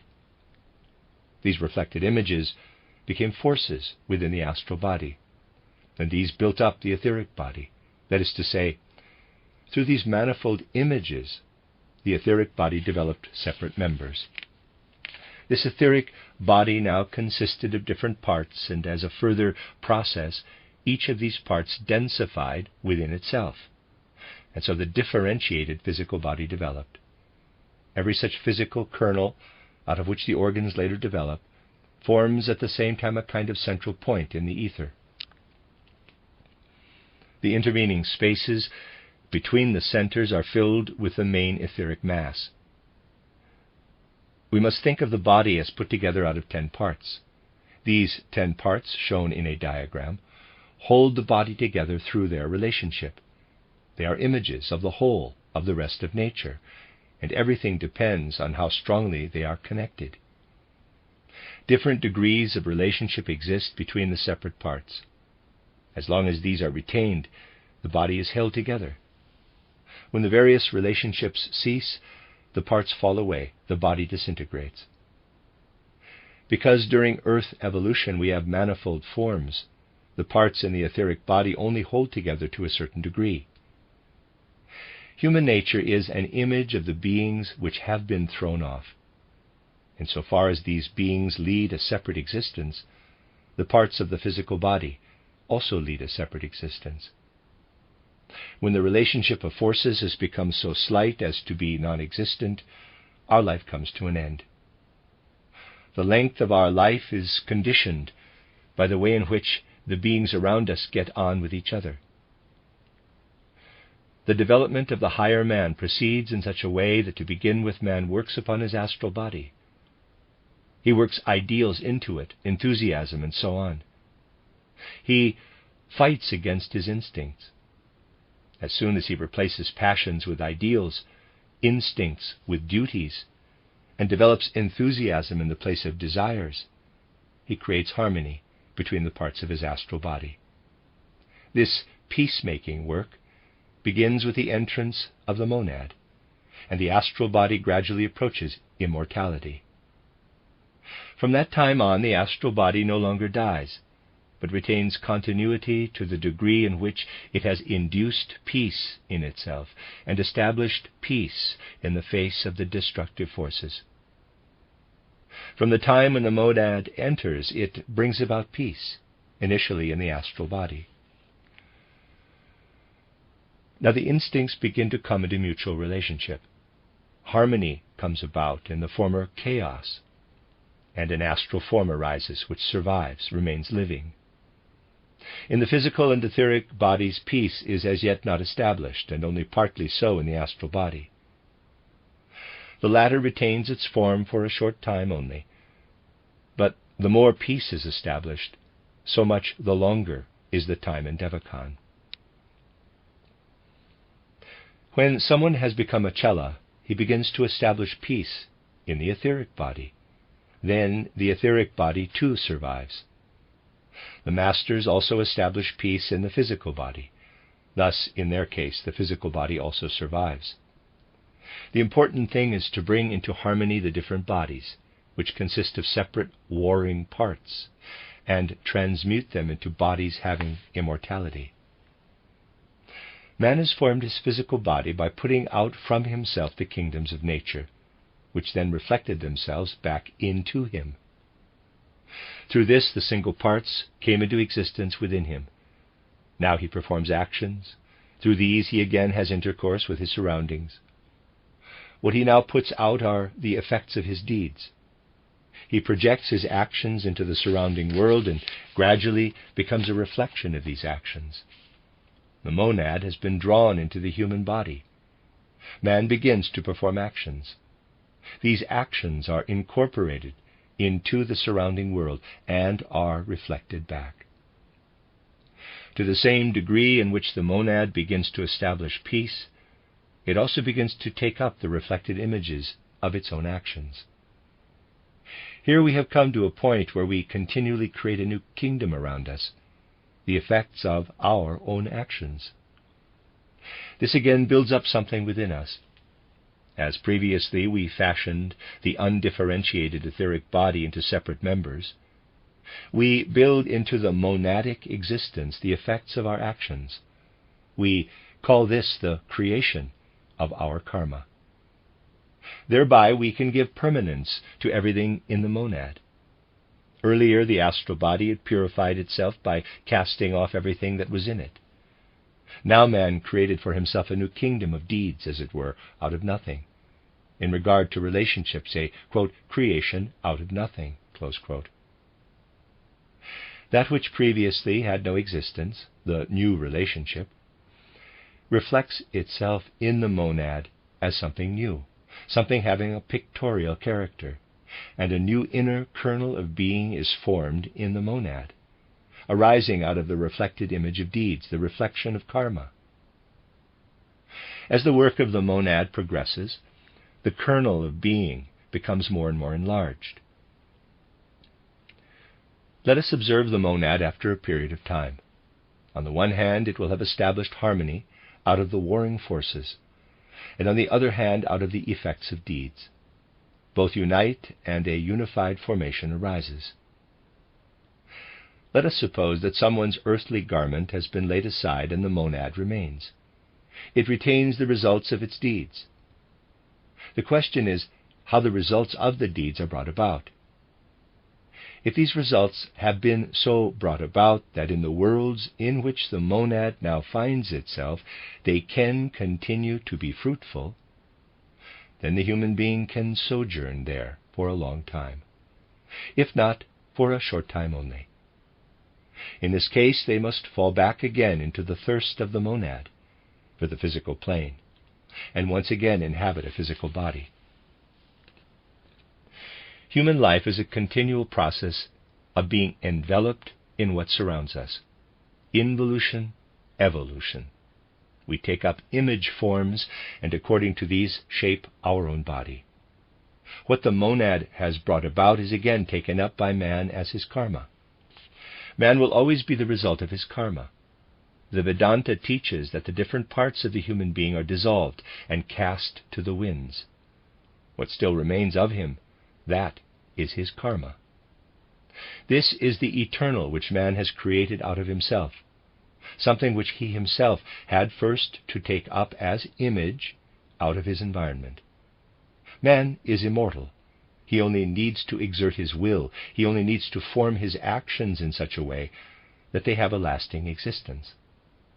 That part of us is immortal, which we gain for ourselves from the outside world. We have come into being through the world, and are beginning through fructification with the monad to build up in ourselves the mirror of a new world. The monad has quickened the mirrored images in us. Now these images can work outward, and the effects of these images reflect themselves anew. A new inner life arises. With our actions, we are continually changing our environment. Through this, new reflected images come about. These now become karma. This is a new life which springs up from within. The result of this is that, in order to develop further from a definite point of time, we must go out of ourselves and work selflessly in our surroundings. We must make possible this going out from ourselves in order selflessly to bring about harmonious relationships in our surroundings. This necessitates a harmonizing of the reflected images in ourselves. It is our task to make the world around us an harmonious one. If we are a destructive element in the world, what is reflected into us is devastation. If we bring about harmony in the world, harmonies are reflected into us. The highest degree of perfection which we have put out from ourselves, which we have established around us, this we shall take with us. Therefore the Rosicrucians said, "Form the world in such a way that it contains within itself wisdom, beauty, and strength. Then wisdom, beauty, and strength will be reflected into us." Wisdom is the reflection of manas. Beauty, piety, goodness are the reflection of buddhi. Strength is the reflection of atma. To begin with, we develop around us a domain of wisdom, through ourselves fostering wisdom. Then we develop a domain of beauty in all regions. Then wisdom becomes visible and reflects itself in us, buddhi. Finally, we bestow on the whole physical existence wisdom within, beauty without. If our will enables us to carry this through, then we have strength. Atma, the power to transpose all this into reality. Thus we establish the three kingdoms within us, manas, buddhi, atma. Not through laborious research does man progress further on the earth, but by embodying into the earth wisdom, beauty, and strength. Through the work of our higher self, our higher I, we transform the transient body given us by the gods and create for ourselves immortal bodies. The Chela, who ennobles his etheric body so that it remains in existence, gradually renounces the Maharajas. The master, whose physical body also remains in existence, can renounce the Lipikas. He stands above karma. This we must describe as the progress of man in his inner life. What is higher, outside ourselves, we must seek to approach. Therefore our higher self is not to be sought within us, but in the individualities who have ascended into loftier regions. The end of lecture. You are listening to RudolfSteinerAudio.com. As well, these podcasts can be heard at RudolfSteiner.podbean.com. Please consider becoming a patron. There are two publishing houses, SteinerBooks.org in America and RudolfSteinerPress.com in England, which are the sole publishers of Steiner into English and have given me permission to do these recordings. Please consider patronizing them as well. This is a reading of Collected Works Volume 93a by Rudolf Steiner. The participants' notes of 31 lectures given in the early years entitled Foundations of Esotericism, translated by Vera and Judith Compton Burnett. This is Lecture 23, given in Berlin on the 25th of October 1905. Let us call to mind the point of time when, in the middle of the Lemurian race, the human being raised himself up to spirituality. Now, for the first time, fructification with the spirit, with the monad, became possible. Gradually, out of the chaotic earth, the other beings which lived on the earth as his companions had been formed through what had been separated off from man. The human being had developed a physical body, an etheric body, and an astral body. The astral body had become somewhat purified, and was just at that time adapted to receive manas, buddhi, atma. On the earth, everything developed quite gradually, so that mankind, still without intellect or possibility of speech, arose out of the uncoordinated earth mass. Now we ask, how did this come about? A plant, too, does not grow out of nothing. A seed must be planted into the earth. This was also the case with the people who were there at that time. The human being, too, had grown up out of the earth, and for this a seed had to be there on the earth. A similar being had already once existed. This seed man had arisen on Old Moon. From there he passed over in the seed condition, went through a pralaya, and then appeared once more on the earth. The development of the earth had three preliminary stages: Old Saturn, Old Sun, and Old Moon. Bracket editor's note, these are stages of consciousness or planets.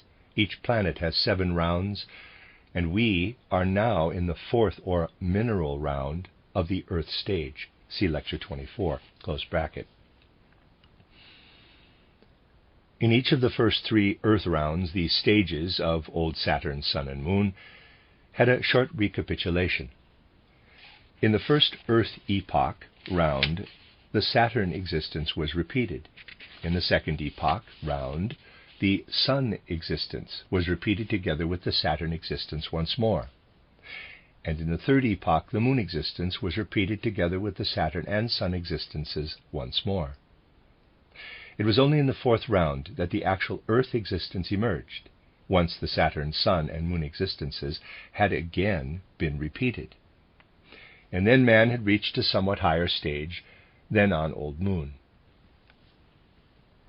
On Old Moon, the astral body was still wild and passionate. There he had not yet reached separate development. He had not yet become sufficiently purified to receive the monad. On the earth, he had still to purify himself in order to be able to receive the higher principles. This purification was completed in the middle of the Lemurian age. The last human beings during the Old Moon existence are our physical forefathers. On the earth, they now developed somewhat further. The Earthmen of the pre-Lemurian age are the actual descendants of the inhabitants of the Moon. This is why we call the inhabitants of the Moon the fathers, or Pitris, of Earthmen. These Earthmen were as yet unable to use their front limbs for work. They were of animal-like form, having a certain great beauty. Their substance was much softer than the physical matter of today. It was very much softer than what we now find with the lower animals. They were translucent, and an inner fire shone through them. When human beings were going through a still earlier stage of evolution, they were even more beautiful and nobler in their form. During the age which preceded the Lemurian age, we have the Hyperborean age on the earth, that of the Sun men, of the Apollo men. They were formed out of a still nobler and even more delicate substance. Then we go still further back, to the very first race, to the Polarian human beings. At that time they lived in the tropical polar climate, a race which was able to attain to special heights through the fact that a remarkable and great help had been granted them. The most beautiful of the Moon Pitris descended to the earth. The Polarian human beings were very similar to 4-footed animals, but they were formed out of a soft, pliant substance similar to a jellyfish, but much warmer. The human beings with the best forms, consisting of the noblest components, received at that time help of a special nature, for beings were still connected with the earth who had earlier reached a higher stage. All esotericism recognizes that the sun was first a planet and only later became a fixed star. The sequence of stages that the earth has passed through is Old Saturn, Old Sun, Old Moon, Earth. When the sun was itself still a planet, everything which is now on the moon and Earth was still in the sun. Later, sun and moon separated themselves from the Earth. Let us think back to the time of the old sun. Then everything which now lives on the Earth dwelt on the sun. The beings were then quite differently formed, having only a physical body which was much less dense than it is now, and an etheric body. Man's whole way of life was plant-like. The beings lived in the light of the sun. Light came to them from the center of their own planet. They were totally different from present-day man. In comparison with present-day man, the sun-man stood upside down, and the sun shone upon his head. Everything connected with reproduction developed freely on the other side. Man at that time stretched his legs, so to say, into the air. The plant has remained at this stage. Its roots are in the earth, and it stretches its organs of reproduction, stamens and pistil, into the air plant. This sun-man developed in 7 different stages. His direction on the planet was the same as the growth of the plant on the earth. With the 3rd embodiment of the earth, he became a moon-man. He bent over, the vertical becoming the horizontal, animal. The tendency toward a spine developed. The symbol for this is the Tau. On the earth he turns completely round. For this, the symbol is the cross. The symbolism of the cross depicts the development from the sun through the moon to the earth. On the earth, the symbol of the cross was attained by the addition of the upper vertical member above the T. This developed further in the bearing of the cross on the shoulders. The sun-men, too, had attained a certain high development. There were also sun-adepts, who had progressed further than the other sun-men. They passed over to the moon. There also they had the possibility of being on a higher level than the moon-men, and they developed it to quite special heights. They were the forefathers of the earth-men, but had hastened much further ahead. When now, in the 2nd epoch of the 4th earth round, the Hyperboreans lived in their soft forms, these sons of the sun were in position to incarnate, and they formed a particularly beautiful race. They were the solar Pitris. Already in the Hyperborean epoch, they created for themselves an upright form, completely transforming the Hyperborean bodies. This the other human beings were unable to do. In the Hyperborean epoch, the solar Pitris became the beautiful Apollo men, who in the 2nd race had already attained the upright posture. In the old sun, everything was contained which was later extrapolated as moon and earth. All life and all warmth streamed up from the center of the sun. Then, in the next Manvantara, old moon, the following took place. Out of the darkness of Pralaya, the sun emerged. A part of the sun's substance had the urge to detach itself. At first a kind of biscuit formation developed. Then the one part severed itself completely, and the 2 bodies continued side by side as sun and old moon. The sun retained the possibility of emitting light and warmth. The old moon retained the power of reproduction. It was able to bring forth again the beings who had been on the sun, but they had to be dependent on the sun for light and warmth. Because the old moon itself possessed no light, the beings had to orient themselves toward the sun. All plants, therefore, completely reversed their position on old moon. The animals turned half round, and human beings also only turned halfway. But to compensate for this, they received on the moon the astral body, Kama, and thereby developed warmth from within outward. The Kama was at that time still an essentially warming force.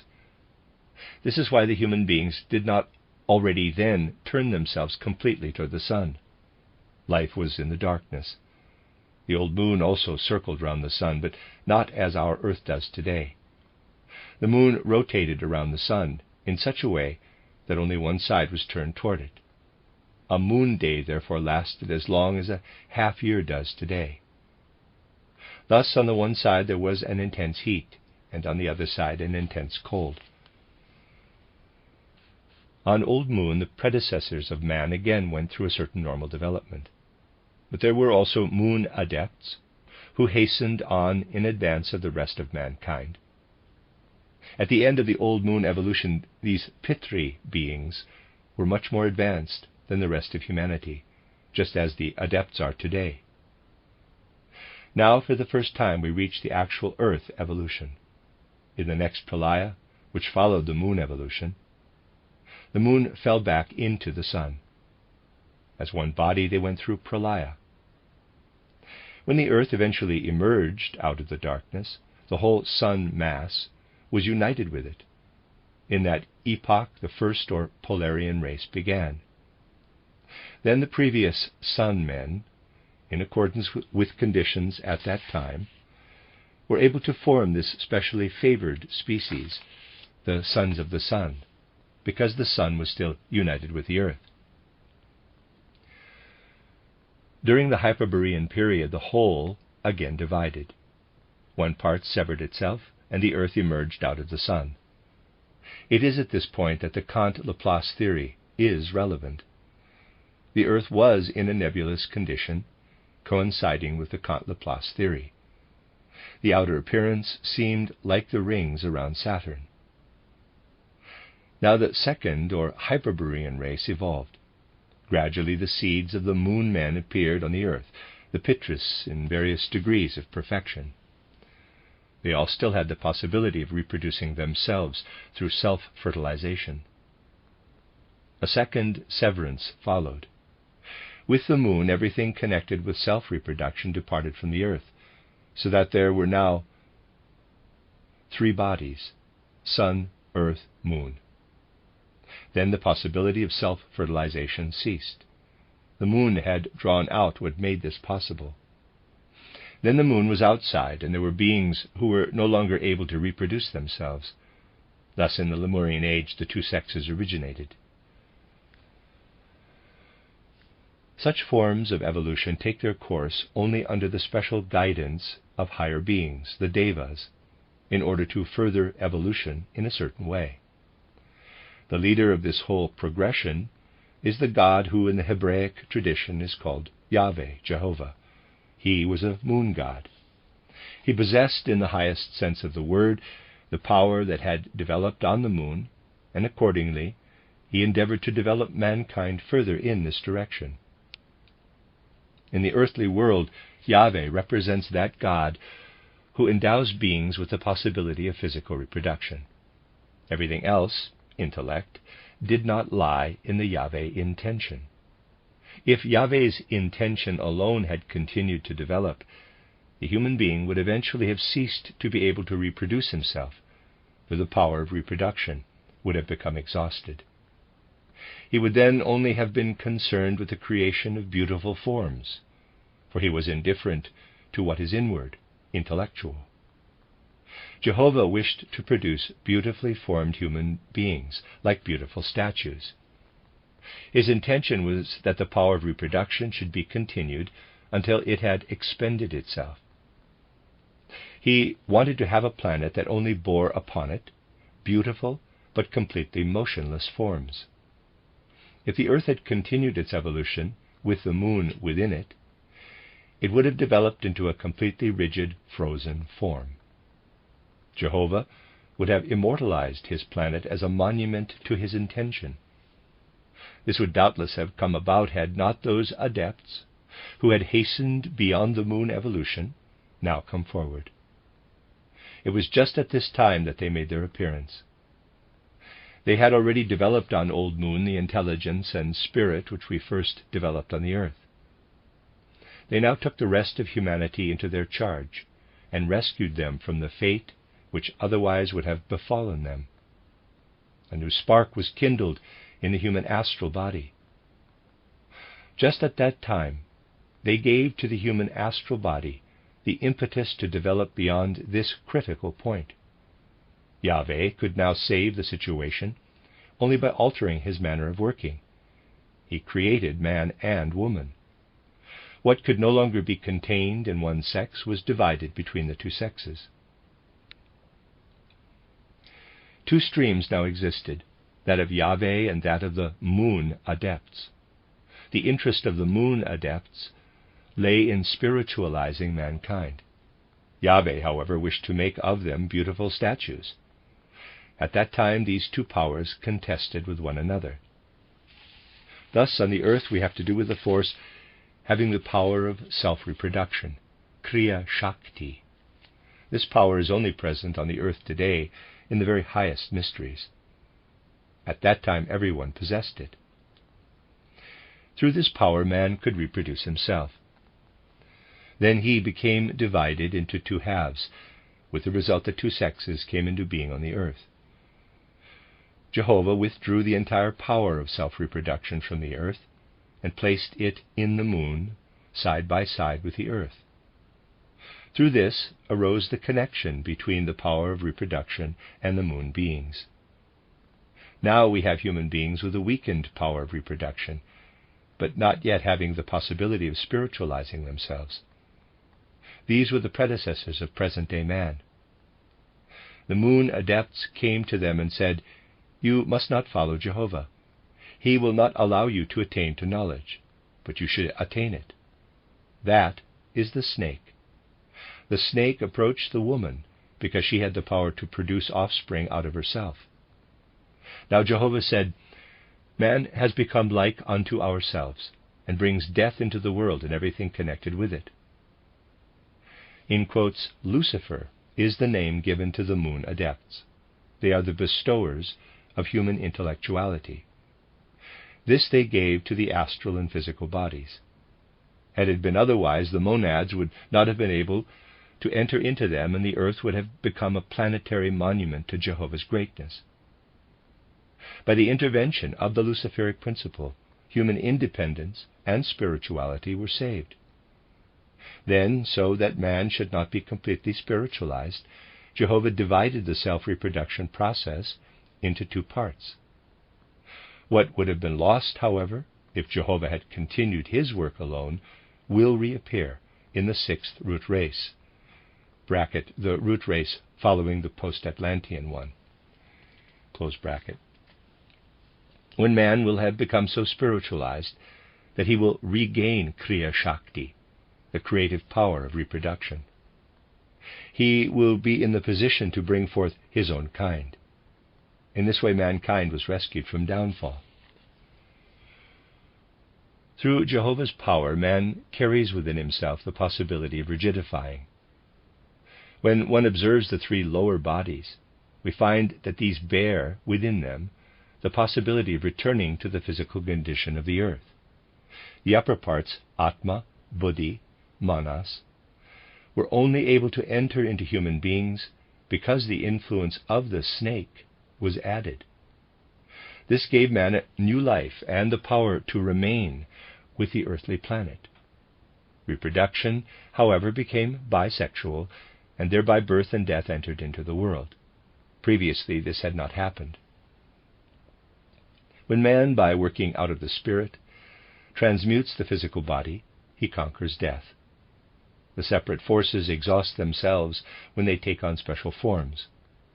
The force enters into the form with ever-increasing density, and hence life in the Lemurian age had to receive a new impulse, which was brought about by the turning around of the earth globe.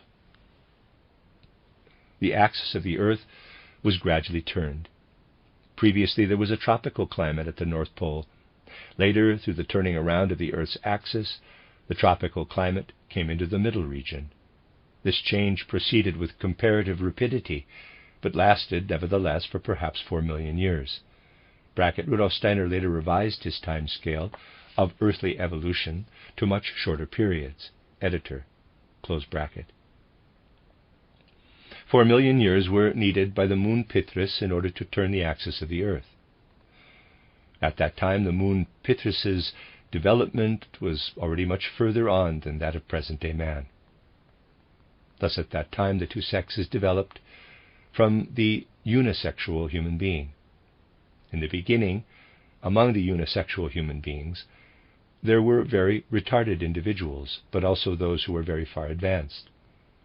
Only a small part of the earth was a fitting dwelling place for the descending monads. Then it was that human beings divided into two sexes. This had taken place earlier with the animals. Side by side with human beings, there existed male and female animals. Very grotesque forms were able to live on the quite differently constituted earth.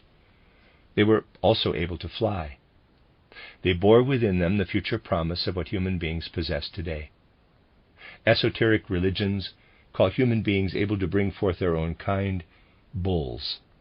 Certain animal symbols are related to this. The bull is a symbol of fertility. Previously came the lion, the symbol of courage, and before this the eagle. In the vision of Ezekiel, referring to those earlier times, the animals have wings because they could raise themselves above the earth. Man only appeared later. Thus we have the human being as he evolved from the unisexual into the bisexual state, and together with him bisexual animals, male and female. It was only through the lunar pitris that man became mature enough to have a body capable of receiving the monads. These latter, however, selected only the most highly developed examples and evolved a noble human form. But they had to withdraw completely from intercourse with anything around them, otherwise their beautiful bodies would have been lost. It was only then that the body formed itself in accordance with the monad. The other forms, which were less advanced, failed to satisfy the descending monad. Hence they poured only a part of their spiritual force into the imperfect human bodies, and the third stream utterly refused to incarnate. Because of this, there existed human bodies very weakly fructified by spirit, and also others quite devoid of it. In the middle of the Lemurian age, we find the first sons of fire mist. These incarnate in the fiery element, which at that time surrounded the earth. The sons of fire mist were the first arhats. Then there arose the other two kinds. In the first Lemurian human race, those who had received only a small spark were little adapted to forming a civilization, and soon went under. On the other hand, those who had received absolutely nothing found full expression for their lower nature. They mingled with the animals. From them proceeded the last Lemurian races. The wild animal instincts lived in wild animal-like human forms. This brought about a degeneration of the entire human substance. Had all human beings been fructified with monads, the whole human race would have greatly improved. The first evil arose through the fact that certain monads refused to incarnate. From this, through intermingling, deterioration set in. In this way, the human being suffered an essentially physical degradation. Only in the Atlantean age did the monads regret their previous refusal. They came down and populated all mankind. In this way arose the various Atlantean races. We have now reached a time when something happened to bring about the deterioration of the earth. The wholesale deterioration of the races brought this about. It was then that the seed of karma was planted. Everything that came later is the result of this original karma. For had the monads all entered into human forms at the right time, human beings would have possessed the certainty of animals. They could not have been subject to error, but they would not have been able to develop freedom. The original arhats could not go astray. They are angels in human form. The moon adepts, however, had so brought things about that certain monads waited before incarnating. Through this, the principle of asceticism entered into the world, reluctance to inhabit the earth. This discrepancy between higher and lower nature arose at this time. Because of it, man became uncertain. He must now try things out, oscillating from one experience to another, in an attempt to find his way in the world. Because he had original karma, his own further karma came about. Now he could fall into error. The intention was that man should attain knowledge. This could only be brought about through the original karma. The Luciferic principle, the moon adepts, wanted to develop freedom and independence to an ever greater degree. This is very beautifully expressed in the saga of Prometheus. Zeus will not allow human beings to get fire. Prometheus, however, gives them fire, the faculty of developing ever higher and higher. By so doing, he condemns man to suffering. Man must now wait for the coming of a sun hero, until the principle of the sun hero in the sixth race will make him able to develop further without Luciferic knowledge. Those endowed with this higher degree of advancement are like Prometheus. They are sun heroes. We have thus learned to know a twofold order of human beings: those who succumbed to the Jehovah principle, the bringing of perfection to the physical earth, and also spiritual human beings, who were becoming more highly developed. Jehovah and Lucifer are engaged in an unceasing battle. It is the intention of Lucifer to develop everything upward, toward knowledge, toward the light. In Devachan, the human being can bring a certain degree of advancement to the Luciferic principle. The longer he remains in Devachan, the more of this can he develop. He must pass through as many incarnations as are necessary in order to bring this principle fully to perfection. Thus there exists in the world a Jehovah principle and a Lucifer principle. If the Jehovah principle alone were to be taught, man would succumb to the earth. If the teaching of reincarnation and karma were allowed to disappear entirely from the earth, we should win back for Jehovah all the monads, and physical man would be given over to the earth, to a petrified planet. If, however, one teaches reincarnation and karma, man is led upward to spiritualization. Christianity, therefore, made the absolutely right compromise, and for a period of time did not teach reincarnation and karma, but the importance of the single human existence instead, in order that man should learn to love the earth, waiting until he is mature enough for a new Christianity, with the teaching of reincarnation and karma, which is the saving of the earth, and brings the whole of what has been sown into Devachan. As a result, in Christianity itself, there is conflict between the two principles, the one without reincarnation and karma, the other with this teaching. In the former case, everything which Lucifer could bring about would be taken from human beings. They would actually drop out of reincarnation and turn their backs on the earth, becoming degenerate angels. In that case, the earth would be going toward its downfall. Were the hosts of Jehovah to be victorious on the earth would remain behind as a kind of moon, as a rigidified body. The possibility of spiritualization would then be a missed opportunity. The battle in the Bhagavad Gita describes the conflict between Jehovah and Lucifer and their hosts. It might still be possible today for the teaching of Christianity, without reincarnation and karma, to prevail. Then the earth would be lost for the principle of Lucifer. The whole earth is still a battlefield of these two principles. The principle that leads the earth toward spirituality is Lucifer. In order to live in accordance with this principle, one must first love the earth. One must descend on to the earth. Lucifer is the prince who reigns in the kingdom of science and art. But he cannot descend altogether onto the earth. For this his power does not suffice.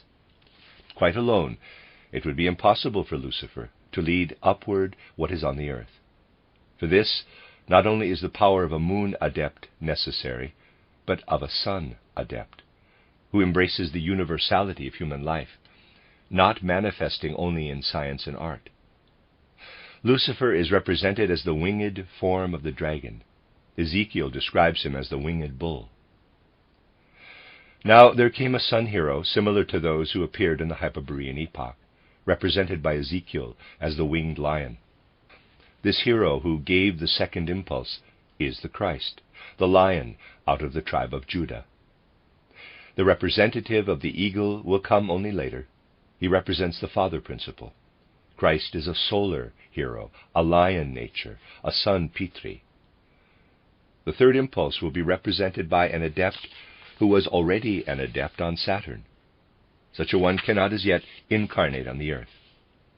When man is not only able to develop his higher nature upward, but working creatively, is able to renounce completely his lower nature, then will this highest adept, the Saturn adept, the father principle, the hidden God, be able to incarnate. The end of Lecture 23. You are listening to RudolfSteinerAudio.com. As well, you can hear these podcasts at RudolfSteiner.podbean.com. Please consider becoming a patron. There are two publishing houses, SteinerBooks.org in America and RudolfSteinerPress.com in England, which are the sole publishers of Steiner into English and have given me permission to do these recordings. Please consider patronizing them as well. This is a reading of Collected Works Volume 93a by Rudolf Steiner. Participants' notes to 31 lectures given in around 1905, entitled Foundations of Esotericism, translated by Vera and Judith Compton Burnett. This is Lecture 24, given in Berlin on the 26th of October 1905. We are now living in the fifth subrace of the fifth root race. This root race is usually called the Aryan race and includes, as the first subrace, the ancient Indian, which developed in the region of southern Asia. A primeval southern Asiatic population dwelt there long before the coming into being of the Vedas. Everything we have in the Vedas is a faint echo of that infinitely profound religious wisdom which was taught by the ancient rishis. Later we find in the Near East the ancient Persian race, which received its religious teaching and its culture from Zarathustra. The later Zarathustrian cultures in Asia are but echoes of this teaching. Then, as the third subrace, we find the Egyptian, Chaldean, Babylonian, Assyrian peoples, out of which the Semitic Jewish civilization gradually developed. There then arose the fourth subrace, the Greco-Roman civilization in southern Europe, which lasted until the ascent of the Germanic peoples in northern, central, and western Europe. Two further civilizations, subraces, are yet to follow. 7 subraces together form a root race. The preceding root race inhabited Atlantis, that part of the earth which later was flooded by the Atlantic Ocean. To this root race belong the following subraces. Firstly, the Romoals, secondly, the Tlavatlis, thirdly, the Toltecs, fourthly, the original Turanians, fifthly, the original Semites, sixthly, the Akkadians, seventhly, the Mongols. Still further back we come to the continent of Lemuria, between Africa, Asia, and Australia.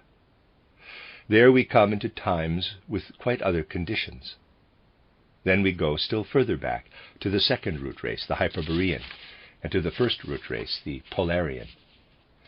So 2 further subraces and then 2 further root races are still to follow in the current globe, or condition of form, the physical. As we go back, we come to a human being composed of an ever finer and finer substance. At the beginning of its evolution, the earth consisted of fine etheric substance. At that time, all beings were also made up of such substance. At the end of its evolution, the earth will again consist of this fine etheric substance. Such conditions through which the earth passes, beginning with the finest etheric substance, then becoming densified and again returning to a condition of fine physical etheric substance, constitute a globe or condition of form.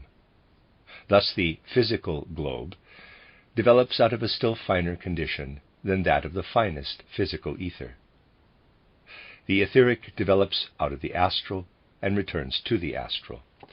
Parenthesis, refer to Lecture 10, close parenthesis. On the preceding globe, the astral, all beings were in an astral condition. The astral globe no longer floats somewhere or other in heavenly space, but the beings which were upon it densified, and the astral globe densified with them. Today this globe is the Earth itself. The transition from the astral globe to the physical globe is a transformation of condition. On the astral globe, also 7 successive conditions developed. One has become accustomed in theosophical literature to call these conditions races. Thus, there were 7 astral races. The astral globe also densified only gradually to astral substance. Earlier, the astral globe was still finer, and indeed consisted of substance out of which our thoughts are woven today. For this reason it is called mental substance, and the globe a rupa mental globe. On this rupa mental globe there existed 7 successive mental races of humanity, together with all that was connected with them. Preceding this, there was a still finer condition of development of even finer substance, the arupa mental globe. Arupa, because no actual forms existed, but everything was only indicated. These 4 states one calls globes. In reality, however, they are 4 successive forms of the earth. A further 3 globes are to follow in this round, the mineral round, to complete the round. Parenthesis refer to the adjacent diagram showing the 7 globes making up the mineral round. Close parenthesis. There are 7 rounds, of which the mineral round is the 4th. Now let us follow the course of the physical earth until it reaches the end of its evolution. It again passes over into an astral earth, then into an etheric earth. On the previous astral earth, the beings were still indeterminate, receiving their form from forces outside themselves.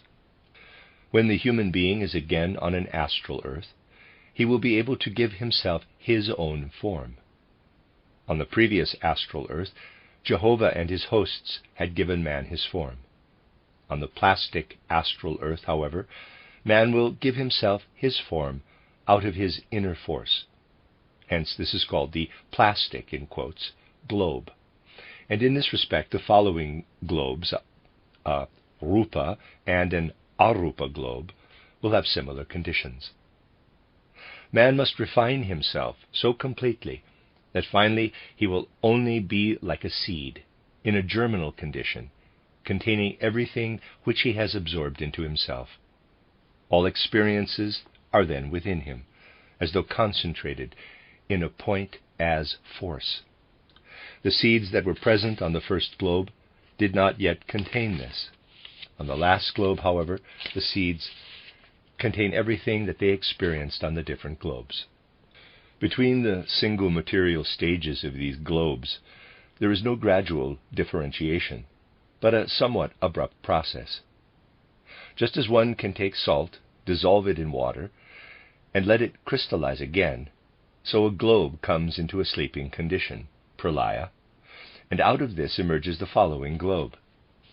Between 2 waking conditions, the globes go through a short sleeping condition. When man arrives at the last, 7th stage, he goes through a longer sleeping condition. He is enriched and can again proceed on his way at a higher stage. For this reason he must first go through a longer pralaya. This longer pralaya is, however, not an undifferentiated, uniform sleep condition, but very differentiated. When someone has developed occult faculties so far that he sleeps consciously in dreamless sleep, he has developed a devaconic consciousness. This enables him to follow what takes place between death and a new birth. This consciousness can be enhanced. Then he has the faculty of observing what takes place between the globes. As a 3rd stage of consciousness, he becomes able to observe what goes on between the rounds. This 3rd condition, therefore, corresponds to a consciousness between 2 rounds. To be able to observe what takes place between 2 earth lives is the 1st degree of higher consciousness, between 2 globes the 2nd, and between 2 rounds the 3rd degree. Conscious sleep is of a quite different nature, which leads to this awareness. Between the last round of a planetary condition and the first of the one which follows, 5 further conditions lie on the other side of consciousness. The 7 rounds and the 5 conditions of pralaya are together called the 12 stages of the cosmic year. Then the whole thing is gone through again, but at a higher stage. We are now in the 4th round of the earth, and 3 others preceded it. Before the seed of man, as he is today, was there, the human being was already 3 times present in a seed-like condition, once in every round. In each round we have 7 stages of development which are called globes, and again 7 stages on every globe, which are called root races. 7 rounds together make up a planetary condition or evolution. The first round began with an arupa condition and densified to the earth. 4 times already has our earth become physical. 3 times will it become so again. Every such densification and dissolution belongs to a round.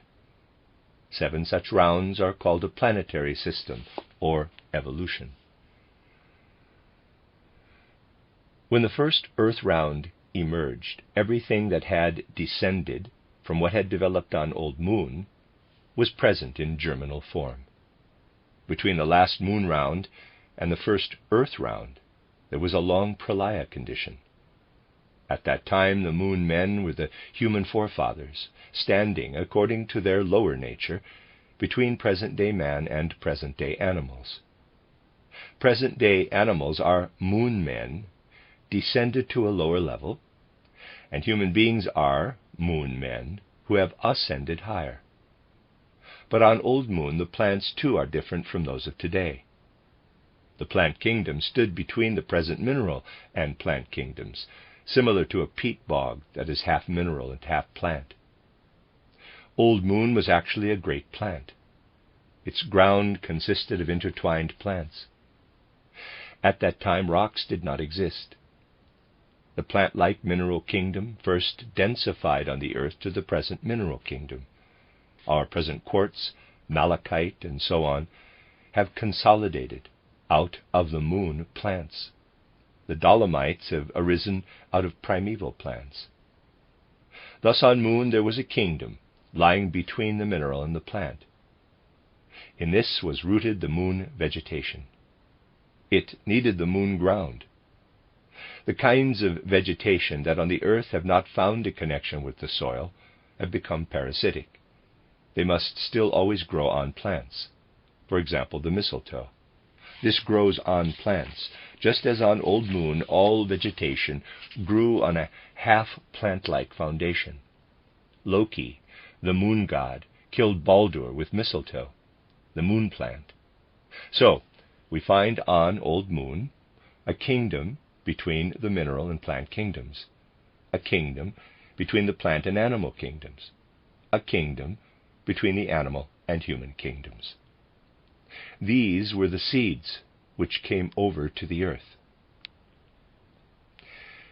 During the first earth round, the human kingdom gradually separated itself off. Man became more human, the animal more animal. The external body of man became slowly more human.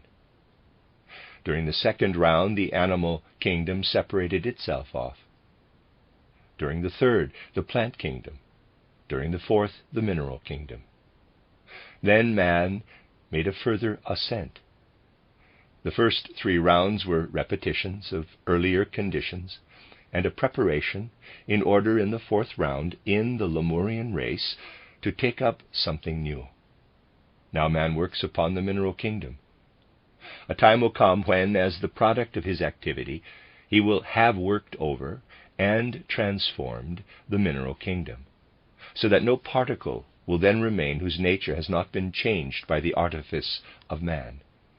Then the whole can be transmuted into pure astral forms.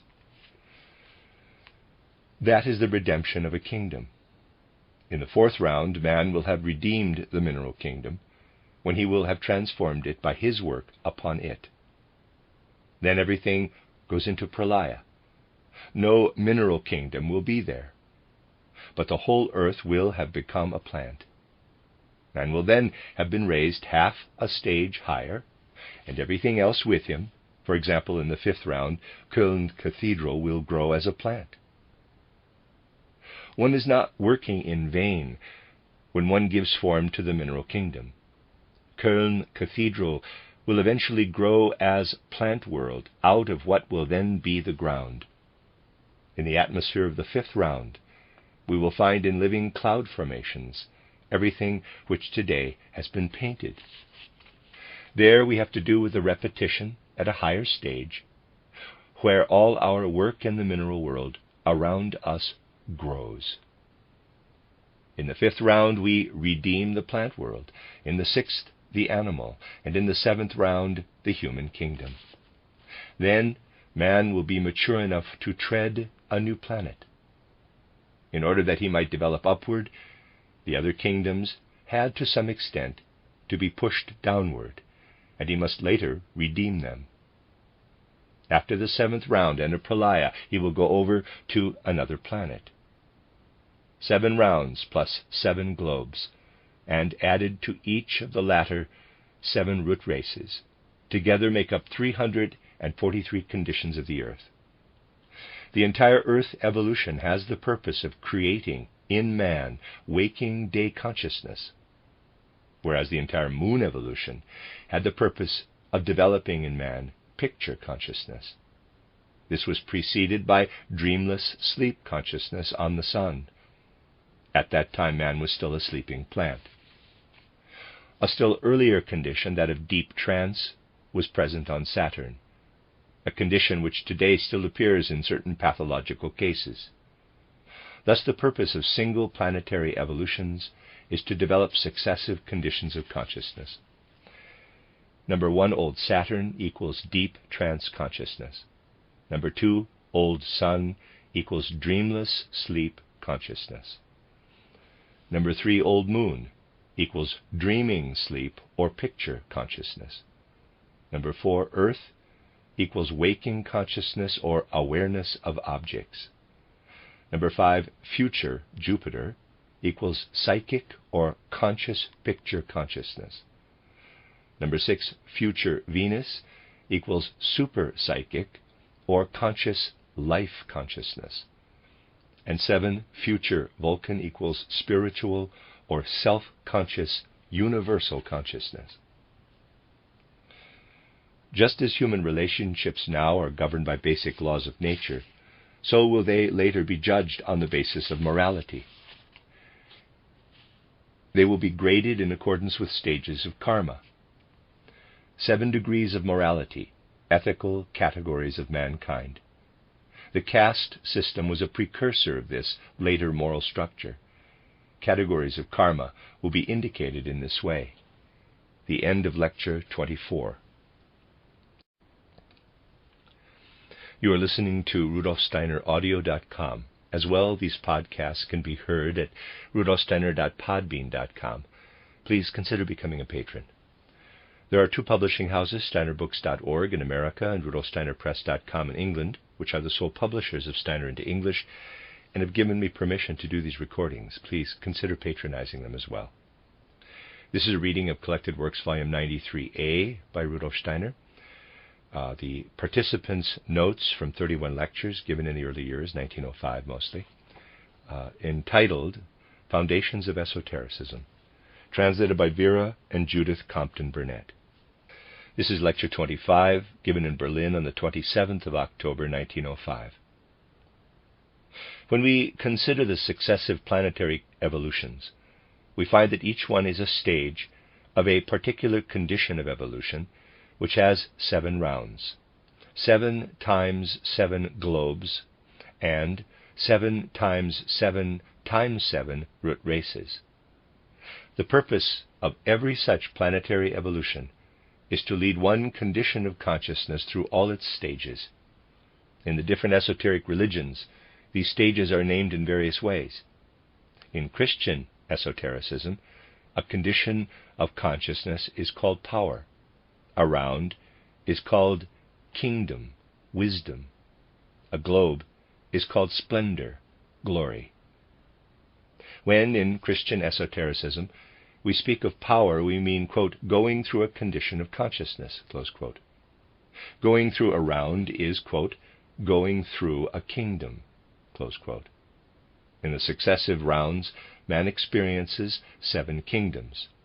First elementary kingdom, second elementary kingdom, third elementary kingdom, mineral kingdom, plant kingdom, animal kingdom, human kingdom. Going through the 7 conditions of form or globes is called glory. Glory signifies what has external appearance, what takes on shape and form. The Lord's Prayer gives us, in its final words, quote, "For thine is the kingdom, the power, and the glory," close quote, a gazing upward to cosmic events. When once again this will be present in consciousness, a knowledge of God will be possible.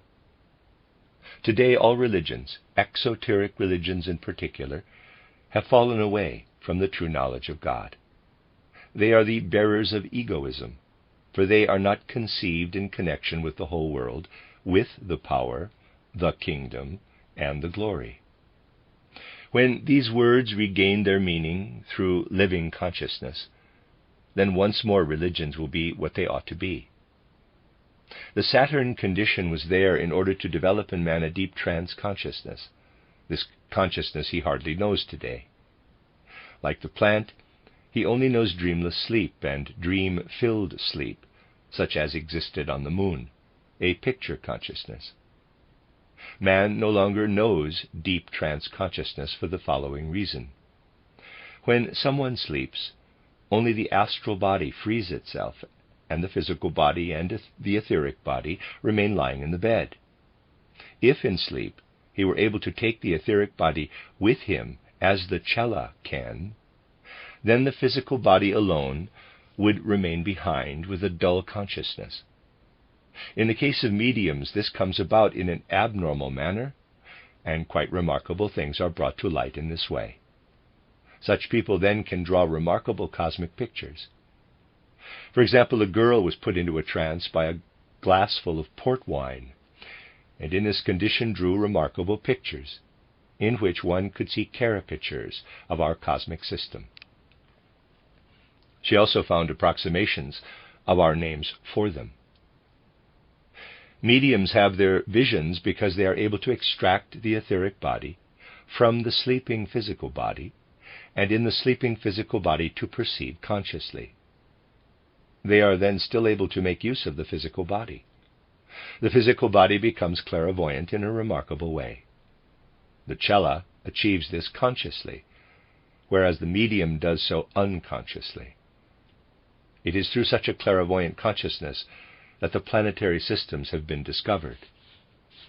All the conditions into which the cellas and adepts are able to transpose themselves are nothing other than consciousness through the physical body. They experience all this in full consciousness. On future Venus, a complete consciousness in the etheric body will develop. Then, while man sleeps, he will gain a consciousness concerning the other side of the world. On Vulcan, the spirit is completely detached. He has then taken the etheric body also with him. This condition endows man with an exact knowledge of the entire world. We distinguish on Saturn trance consciousness, universal consciousness. On Sun, dreamless sleep, consciousness limited to what is living. On Moon, picture consciousness. On Earth, waking consciousness. On Jupiter, astral consciousness, further extended. On Venus, etheric consciousness, still further extended. On Vulcan, universal consciousness. Each one of these conditions of consciousness must go through all the kingdoms, through 7 rounds or kingdoms. In each round, gaining in complexity as it passes through the 7 globes. The lesser forces become further developed in the so-called races. Thus gradually creation exteriorizes from within outward what was present as inner potential. Today it is the mineral kingdom that man knows best because he lives in it. Everything that takes place in the higher kingdoms is not understood by the intellect. This has been a necessary phase of evolution. Now, however, one can no longer be satisfied with mere science. Everything is understood to be in a continuous evolution. If we consider in the mineral kingdom any kind of stone, what we see there is a space with definite boundaries, a definite form. Of the mineral kingdom as such, we see absolutely nothing, but we see only the reflected light. The rays of the sun are reflected in a certain form. If we strike a bell, we hear a sound. An effect of the bell goes into our ear. All that we perceive in the world as mineral kingdom is a whole, compressed together to a spatial form. If one takes away the color of an object, the sound, the taste, nothing remains. It is due to the mineral kingdom that light and sound appear through such forms. Let us think of a world in which only the qualities of perception stream through space and are not perceived in connection with definite forms.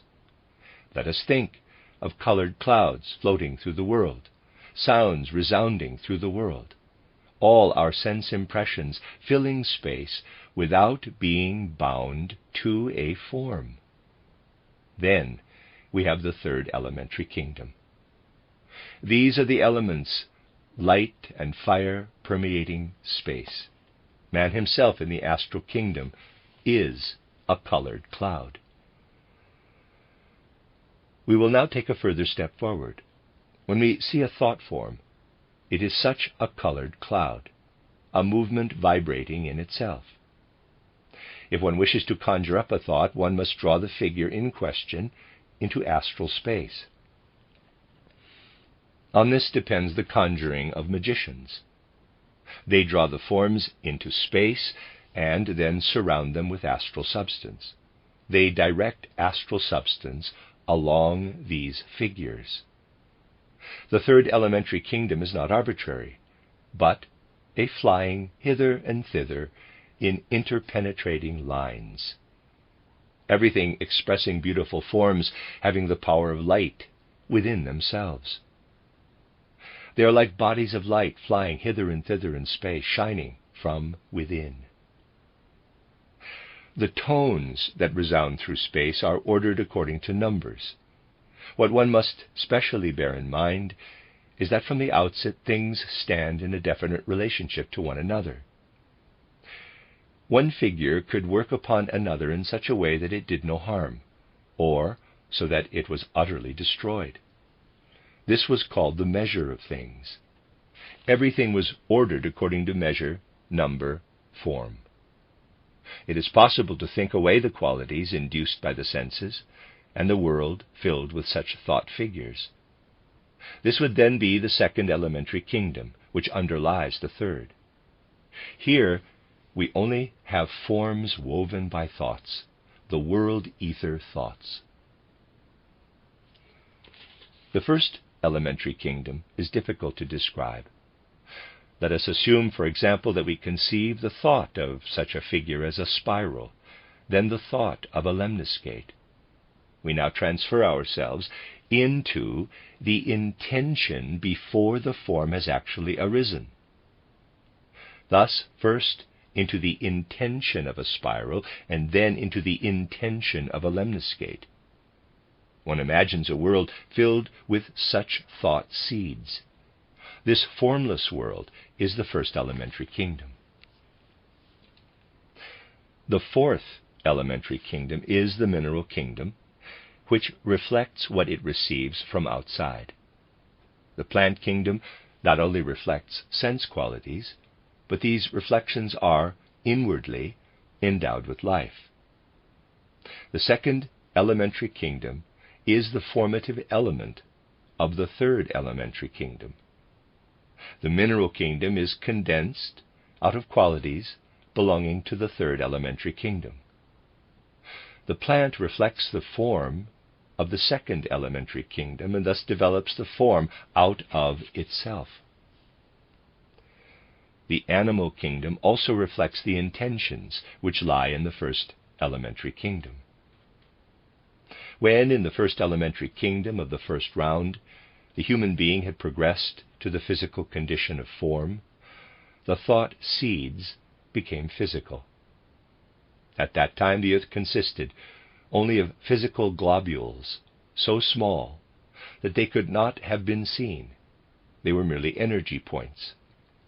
These energy points condensed, but were not yet differentiated. At that time, this condensed elementary kingdom was already in the physical condition of form.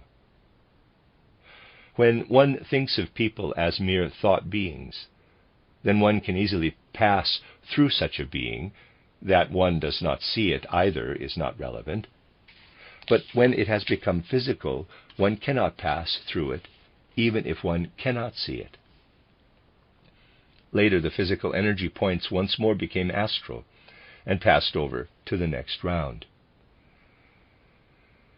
In the second round, the earth consisted only of forms. The earth was a very beautifully formed sphere, in which all the things that developed out of it were present as types. It was the prophetic shaping of everything that emerges in the other kingdoms. On the earth, the colors and forms were prototypes of present-day man. On the next planet, the colors and forms will be prototypes of what man will then be. In the fifth round, the plant kingdom, or round, the plastic astral man, will no longer need to keep his hand. The hand will only be formed when it is needed. It will be something like a tendril, because then everything will have taken on the nature of a plant. Then, too, all that develops separate existence will be a plant product. Likewise, everything that proceeds from man will be plant-like. We shall then be living in the plant kingdom. In the sixth round, we shall live in the animal kingdom, or round. Then everything that proceeds from the human being, which streams out from him, will be a living product that has within it life and sensation. A word will then be a living being, a bird that one sends out into the world. In the seventh round, the human round, man will create himself. He will then be able to duplicate, to reproduce himself. In the seventh round, everyone will have reached the stage at which our masters stand today. Then our ego, our I, will be the bearer of all earthly experiences. To begin with, this will be concentrated in the lodge of the masters. The higher ego, the higher I, will then draw itself together, become atomic, and form the atoms of future Jupiter. The White Lodge will be looked upon as a unity, an I capital comprising everything. All human I's and all separateness will be given up, and will flow together into the all-comprehensive universal consciousness. Great circles, expanded from within, each having a special color, all assembled together in one single circle. When one thinks of them as laid one upon the other, the result is an all-inclusive color. All the I's are within it, making a whole. This immense globe, contracted, constitutes the atom. This multiplies itself, creating itself out of itself. These, then, are the atoms which will form Jupiter. The moon adepts form the atoms of the present-day Earth. One can study the atom when one studies the plan of the Adept's Lodge on Old Moon. Summary. Each kingdom must go through 7 forms. Number 1, arupa, equals approach to form. 2 is rupa, which equals form. Number 3, astral, equals shimmering and shining from within outward. Number 4, physical, equals impenetrable in space. Number 5, plastic astral, equals forming itself out of itself. Number 6, intellectual. Number 7, archetypal. The end of Lecture 25. You are listening to RudolfSteinerAudio.com. As well, these podcasts can be heard at RudolfSteiner.podbean.com. Please consider becoming a patron. There are two publishing houses, SteinerBooks.org in America and RudolfSteinerPress.com in England, which are the sole publishers of Steiner into English and have given me permission to do these recordings. Please consider patronizing them as well. This is a reading of Collected Works, Volume 93a by Rudolf Steiner, the participants' notes to 31 lectures, entitled Foundations of Esotericism, translated by Vera and Judith Compton Burnett. This is Lecture 26, given in Berlin on the 28th of October, 1905. Today we shall speak about the fourth Earth round. In the course of our whole evolution, we have 7 planetary conditions: Saturn, Sun, Moon, Earth, Jupiter, Venus, Vulcan. And in connection with each planet, we must consider 7 rounds. The passing through a round may also be called a kingdom, and the 4th round on the Earth we call the mineral kingdom.